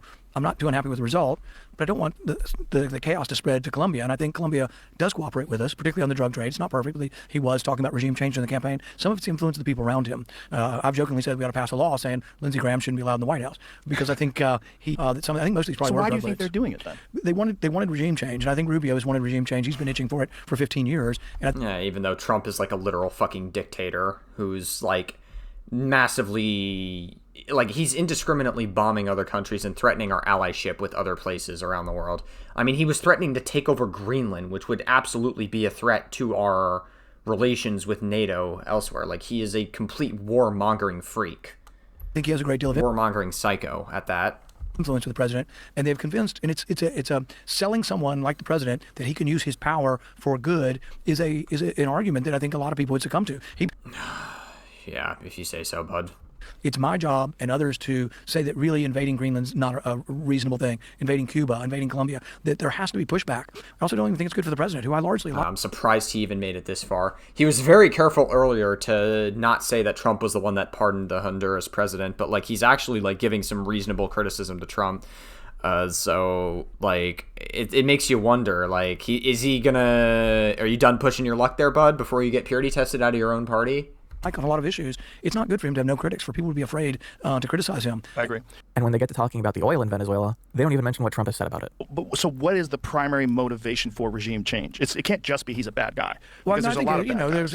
I think a country suffers, and people justifiably want better stuff for the people there. I think they also do better stuff for the people there. What? Worry, as you mentioned earlier, they say there's too much influence of Russia and China there. That's what Too much influence of Russia and China. Trump is a Russian asset. Like, does he not realize that, like, Trump, like, literally Russia wanted Trump to get elected into presidency so that way he could fuck up our relations everywhere else because they know Trump is a really stupid person, and that Trump was running narratives that it was Ukraine that started the war between Russia and Ukraine? Yes, because Like Russia, like Ukraine wanted Russia to take over Crimea deep down. They wanted this whole like war to happen with them. Wow. Yes, exactly, Trump. You got it. Been reading most that makes sense is that like Trump is a Russian asset in like almost every way imaginable. Concern was that China or Russia was going to ramp up oil production. Right. But I don't know. And also, I don't think I've had a chance to do this yet. I said in my Kalinsky vid that this wasn't about oil. My description of Venezuelan oil still stands, and American oil company resistance to actually mobilizing towards Venezuela shows that it's... Oh, we know that like the only reason that Trump was bombing Venezuela is oil and Epstein. That we know that's the only reason Trump did it. Like Trump has been desperate to ramp up controversy as much as possible so people stop talking about Jeffrey Epstein. And like obviously Iran is like the next big thing that he wants people to talk about more than Epstein and his relations with Epstein. Trump will do anything to distract from the fact that he was best friends with a fucking pedophile. He will do literally anything, and also because of the oil too. Like we know that Trump doesn't care about people that have used drugs because he pardoned the founder of Silk Road and then the former president of Honduras. Not something you can actually just invade a country for, but as a primary motivating factor for Trump, yeah, I was wrong about that. Rogan gets into some questions that basically allow Rand to flex his libertarian beliefs, revealing a comical misunderstanding of economics and human behavior, starting with interest rates for loans. Well, part of the interest rate being much higher if you're going for a same-day loan is, one, you're a much higher risk, you're more desperate, but also by you having to pay 30%, it's going to teach you to be a better planner the next time because you can't keep borrowing at 30%. Then they get to housing costs. What are your feelings about corporations buying up personal homes? So to me, it's just a freedom issue. I don't think I think the price of homes has gone up because the value of the dollar has gone down. We are destroying the dollar. It's like, is gold more precious? No, people are freaking out about how many dollars have been printed and how much debt we're incurring, so the dollar loses its value. And prices are home. I'm not making light of the problem. You know, I have kids of the age of trying to get into houses. It's difficult. Prices are extraordinarily high. Rand's breath must smell like glyphosate after that word salad. And also, corporate ownership of homes is not driving up housing prices to any significant degree. And once again on the show... Yeah, I haven't heard anything about that. That was like the first time I was hearing about it, so... Someone uses both sidesism to sanitize Republican irresponsibility. When it comes to the economy, and when it comes to spending money, what do you think can be done differently? I think the first thing to acknowledge is both parties are equally guilty. The debt is the problem of both parties, and the spending is both parties. What if we spend 1% less next year on welfare, and I'll tell my party they have to spend 1% less on military? That solution is insane. Then they get into talking about food stamps, and surprisingly, Rogan actually pushes back. For example, food stamps. People say, well, people are going to starve without food stamps. Well, why don't we just get rid of Coca-Cola and Pepsi? No sugar drinks on food stamps. That's 10% of food stamps. We're going to spend 10% less. No one's going to starve. But would you spend less, or would you just limit the purchasing? But there's a lot of things that you can buy that really, frankly, aren't, a head of lettuce is not that expensive. Wow, I'm surprised Joe Rogan is like actually fucking pushing back on this point. Like he never pushed back on any of the insane conspiracy theorists that we've been seeing for this like past 2 hours, but he like pushes back on when it comes to food stamps, apparently. Interesting. Really shows you where Joe Rogan's priorities are. Beans aren't that expensive, and they're healthier for you than most of the things we eat. Some of this comes from a book. There was a book written by Charles Murray years ago called Coming Apart. Charles Murray, isn't that the guy that had very controversial ideas about race and IQ? Yep. Yeah, but this wasn't racial. I cannot hide how much I loathe this man, and I think that bias is well earned. This is the problem with social safety nets, where I'm a big believer in it. When I was a child, my family was poor, and we were on welfare, and we were on food stamps, but they worked their way out of it, and then when I was in high school, they were doing really, really well. But we have to have tough love involved with it, and we have to have the idea that it's temporary and we're trying to get you to another place. So you can't enable people to continue bad choices over and over and over again and say, well, we just have to take care of them. I see work, and I would mandate work for welfare programs. If you're able-bodied, you would have to work. I wouldn't give you a penny. Everybody would have to work. But I tell people I'm not in favor of that as punishment. That is reward. Work is a reward. And what level of work dictates the amount of welfare you get? And how much time will you have to seek a job to get off of welfare? All this does is trap people in cycles of debt Rand says you should be responsible enough to stay out of in the first place. Oh shit, don't tell Asmongold that. He grew up on welfare. One of the things I want to talk to you about is what's going on in this country right now. One of the big things that's in the news is this whole Minnesota thing, but particularly fraud. Oh, the way you said that, I just thought we were going to talk about the other Minnesota thing. A lot of these people that were getting a lot of money from this fraud were donating to politicians. They were not. So I had this debate for years with McCain. McCain said we should admit all these people who were interpreters in Afghanistan, all these people that are interpreters in Iraq. And my response to him was this: if they can speak English and they're pro-Western, they need to stay in their country and be the founding fathers of their country. That is the stupidest thing I think I've ever heard, probably in this entire video so far. America has always been about immigration. Like, what are you talking about? Like, by that logic, like, if you speak Old English, you shouldn't be in this fucking country. Dude, that is, like, actually such a dumb argument. Like, he literally just wants America to be, like, full of, like, white Christians, basically. Like, that is what I took away from this fucking argument. That answer is such horseshit, even Rogan has to call it out. That's fucking crazy. But isn't that kind of a simplistic perspective? Because a lot of those people would be dead. You know, we won the war. What war? Well, we won what war? Well, the war went on forever and ever. And what is Aleppo? You're kidding? No. I think them leaving was them. They should have been the founding fathers of their country, and they were in grave danger. Right. A lot of them became also. A lot of them were working with the Americans. Yeah, no, we left them there to die. In 1812, the British came back and attacked us. If we would have all left and said, "Oh, well, damn, they're attacking us again. We're under attack," no, they should have fought for their country. Okay, that's this guy is actually just fucking brain broken. Fuck you. But we really didn't. This guy is like actually like incredibly fucking just like super. Jesus Christ! I can't believe people like this fucking exist. Need another 80,000 people from Afghanistan. How do people like this exist? I don't get it. Need another 80,000 people. Fucking brain broken idiots, dumb idiots. From Iraq. Not a matter of need, you dumb bitch. And they're on That's Medicaid. the problem, We refugee status. And then they figured out, gosh, they are smart at one thing. That's those learning centers, those leering centers. Where are they smart at those? So the poor Somalis sent like $700 million over the last couple of years. Is that real? Well, that's the number they're saying. That's why it all needs to be. It's been in the press reports. I can't tell you exactly who. That's a nice argument. Why are you over-validating everything he says if you've been pushing back on some of the shit he's been saying? Shouldn't you be skeptical of the information he's giving you, Joe Rogan? Even Senator. He's not. He has a team that could fact-check it, but he's not going to do that. He doesn't seem to care. Back it up with a source. My source is that I made it the fuck up. Okay, to be fair, he tries to back it up with stats from the TSA, but even then, they reference the totality of declared money, not specifically money to Somalia. There's no way for him to know the actual amount. Everybody wants to help people, and you're a grumpy old terrible Scrooge if you don't want to give refugees more money. If you give them more money, they'll steal more money. You have to give them less, so everybody's looking harder at the money. And despite having an actual U.S. senator in front of him, Rogan can't help but continue to go over all of the tired points he's brought up every chance he already could. Nothing about aliens or who killed JFK, just Democrats importing illegals. What was your take on the border being wide open for the last 4 years? Telling them how to do it and even helping them get across, giving them EBT cards, giving them cell phones. They say it's about humanity and being humane and all that. It isn't that. It's all about voting demographics. It's not that. It's never been that. It could never be that. The amount of obstacles in the strategy as they define it between bringing someone into the country and getting them the ability to actually vote are so numerous that you'd have better odds setting up a voter registration booth in a hospital maternity wing. Well, you're going to shock you. I'm a moderate on this. I actually think that... Guys, I'm a moderate. I'm a centrist. Oh, interesting. So, I just need you guys to understand something. If you are a centrist or a moderate in the year 2026, you are conservative. Some people are going to get very angry at that take. I don't care. Like, you are in between the fucking insane right that is running our government and that is dominating our narrative and the normal left.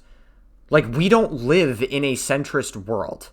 All right? We have Trump that is threatening to take over Greenland. He's involving the U.S. in all these different wars and all these different conflicts, and he's shattering our relations with all these other countries and NATO, not to mention like the controversy list and Trump ramping up the political violence is fucking nuts.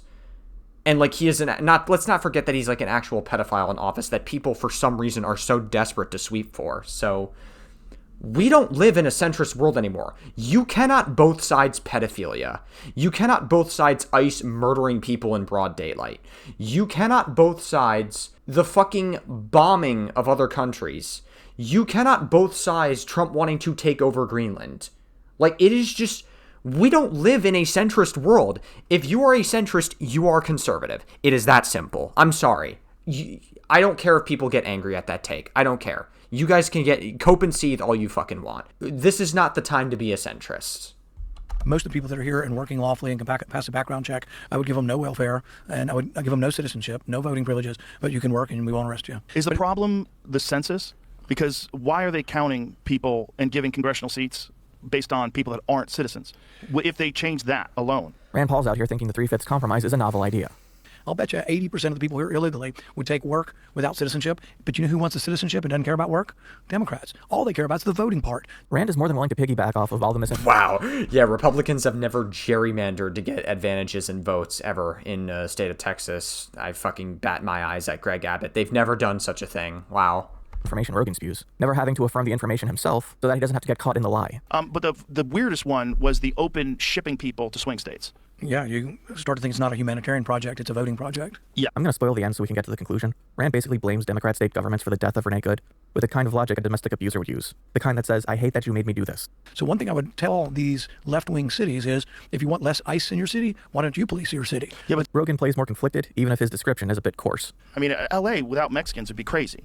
I mean, it wouldn't be LA. I mean, they are an integral part of Los Angeles. They're both illegal and legal. But what was your take on the actual shooting itself? I don't know that I want to go too much into the specifics of it because I don't want to pass judgment like a jury would. I don't like to judge criminal things that happen in our country and say, well, that person needs to go to jail, or that person's innocent. I don't know that I can make that judgment. And then am I coloring the situation for anybody who will have to make that judgment someday on some kind of jury? It's pretty clear that to anybody that watches the video that, like, ICE murdered her in cold daylight. It's pretty fucking clear. Like, she was turning if you watch the vehicle, her vehicle was turning away from the ICE officer. She didn't try to run him over. Anyone that thinks that she tried to run him over is coping and seething and, like, is upset that, like, an ICE person murdered somebody in broad daylight.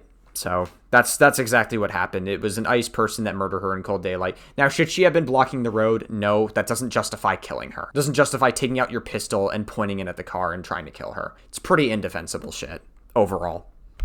Unless they're committing welfare fraud, apparently. My point is, the left brought this. It's not an answer, but it's an explanation that the left is bringing this to their cities because they're refusing to enforce the laws. Right, and they don't want those laws. They don't like those laws. They think that once people are here, they should be able to stay. You know, this is what my friend Gad Saad calls suicidal empathy. And then I can also see the point of view of the people that say, yeah, but you don't want militarized people in the streets just roaming around, snatching people up, many of which turn out to actually be U.S. citizens. They just don't have their papers on them. Are we really going to be the Gestapo? Where's your papers? Is that what we've come to?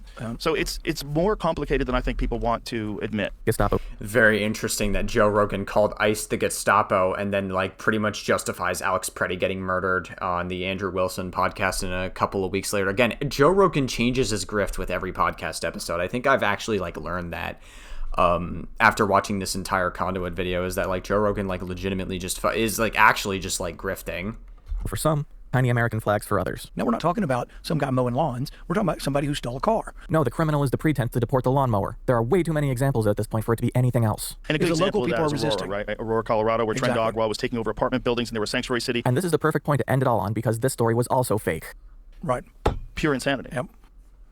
You ever notice how when somebody's driving and they're going to be late, they say, I'm stuck in traffic and not, I am traffic? There's something to the way we individualize ourselves as separate from inconvenient systems when we're a part of them. Sure, in literal terms, it's kind of awkward to say I'm traffic, but functionally you are to someone else on the road as much as they are to you. People in the media mistake themselves for individuals within a system instead of being a surrogate of the system. A news anchor isn't just an anchor. If you're watching one, that's your entry point to engage with the news media. No one is accessing every opening at once, and there are now more openings than ever from the proper anchors and pundits on TV, to the streamers and YouTubers, to every single person you follow on social media. You become the media when you post.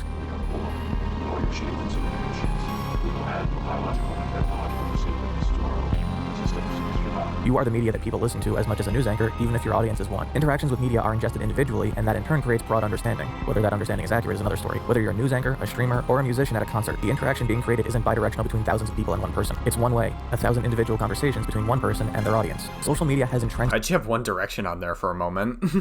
and supercharged a system that encourages sharing information by stoking strong emotional responses at the expense of accuracy and honesty.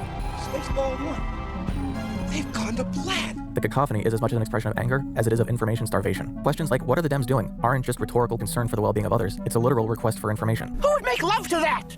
How do you make love? Do you have a book? What? How do you do it? I'm asking. But because people are siloed into specific media habits, they aren't getting that information. And the individuals who exist within the systems that are supposed to deliver it don't see themselves as responsible for the delivery. It's not my fault. I'm not to blame. No one wants to look it up because no one expects to have to look it up because no one thinks of themselves as part of the media ecosystem. Social media isn't seen as a civic responsibility. It's seen as a way to receive attention. But we are providing content for one another, so we need to be mindful of what that content is. You, as someone who posts on social media, are responsible for the outlook you engender in other people if you choose to offer your own. That means knowing for certain that something is accurate. Joe Rogan is emblematic of the problem with social media, simultaneously criticizing its influence while being wholly under its spell. When I say you shouldn't use Twitter as a source, I'm not implying that literally everything on the website is wrong. I'm saying that the way information and misinformation have been mixed together makes it impossible to reliably say whether something is right or wrong just by looking. Well, again, like I said, you can scroll through a Twitter feed and then be like, oh, this person hates brown people, and then go, that's a fact. You know what I mean? Like, Twitter is like an actual cesspool of misinformation and disinformation. For some reason, people seem to take Twitter so much more seriously than they actually should. Like, and we've been seeing Joe Rogan using Twitter as a source more and more recently, despite the fact that he has said historically that, like, if you use social media a lot, it rots your brain. But I guess Joe Rogan's totally fine when it comes to Twitter spewing right-wing garbage. at it, regardless of how much you yourself trust it. We are caught in an information haze, only able to glimpse the outline of what is precise and accurate, vaguely gesturing so as to convey its meaning. We end up communicating via memes and references that strike an emotional tone that determines how one will choose to accept new information down the line. It's more than just illusory truth, it's an illusory identity. Our issues generally start from a place where we don't know how to put our feelings into words. We seek people who have insight that might be able to provide it, not just as a way to articulate our frustrations, but as a way to solve them. However, we can mistake the ability to accurately express a frustration with the ability to solve it. How many men go to Andrew Tate for advice on women only to come away feeling even worse, believing that it's a result of greater understanding and not intentional misunderstanding? Conspiracies are born out of the same natural compulsion. The same way we try to reconcile ourselves, we try to reconcile the world. It's all connected. We have a conspiracy that goes all the way to the top of Arizona. We give things larger purpose so as to justify how it makes us feel instead of learning to accept things as they truly are. And when things have much larger consequences, the answers we search for become more palatable than the answers that are most apparent. A storm is a tragedy until you remember you advocated against the ways in which we might be able to prevent them in the future. A vaccine stops being a means to prevent disease because admitting that in turn means you have to reconcile however many people you hurt by advocating against it. Backing down becomes self-destruction. It activates the same survival instincts as if you were faced with real danger. And there are people who will gladly go along with and enable that denial, knowing that it is a potent drug to numb one's mind or to take advantage of that state to elevate themselves. But like any drug, addiction comes at a cost. Friends, family, the life you had becomes supplanted by a network of enablers. It is a community that reinforces isolation. The right-wing echo chamber at this point doesn't exist just to give people news. It is an alternate reality shaped to their audience's preferences for a world in which their pain has justification. It provides the affirmation necessary to continue denying their own actions. However, this is not something exclusive to the right. It is exclusive to extremism. When political goals are dependent upon contradictory characteristics between your ideals and your leaders, you need to be held in a state of constant social anxiety to maintain loyalty. Well, no one really takes Hassan seriously anymore. Like, Hassan is just kind of a lolcow after he, like, shocked his dog. So, like, no one really cares about him. Like, Hassan is really not that, like, dangerous of a person. I would consider someone like Asmongold much, much worse than Hassan. Like, much worse. Word, cults. Rogan provides a sense of normalcy to people who have otherwise lost their own, and he does it by simply appearing as a vicarious friendship. But that friendship has the hierarchy of a high school clique, and no one wants to be the one who calls it out and loses their identity within it. But can the people within it really say they have their own? In the simplest and most blunt terms, the people who go to Rogan, or Hassan, or Asmongold, or Mike from PA, or the Young Turks, or Kyle Kalinske aren't looking for the news. They're looking for people who can put words to what they're feeling, and instead they're getting positive reinforcement. Pretty much, yeah. That's exactly what it is. It's like, I feel like the people that watch Hassan or people that watch Asmongold get, like, massive validation from watching these content creators, and they're like, whoa, yeah, but you could say that about any content creator, but, like, generally speaking, if you align yourself with someone like Asmongold or Tectone or Nuxtaku or any, like, alt-right person, I'm just not going to think you're a good person. These people are, like, absolutely disgusting pieces of shit. Becomes a codependent relationship where they as influencers can make money, and you as an audience can feel a sense of belonging so long as you hold on to those undefined anxieties. What their audiences really need is therapy, not because there's something wrong, but because there's something there to be understood. Rogan claims his podcast is more authentic than regular talk shows, but what is the value of authenticity as a descriptor? It's not. It's more of just like it's just conspiracy brain jargon than anything else. At the assumed standard that you believe what you're saying.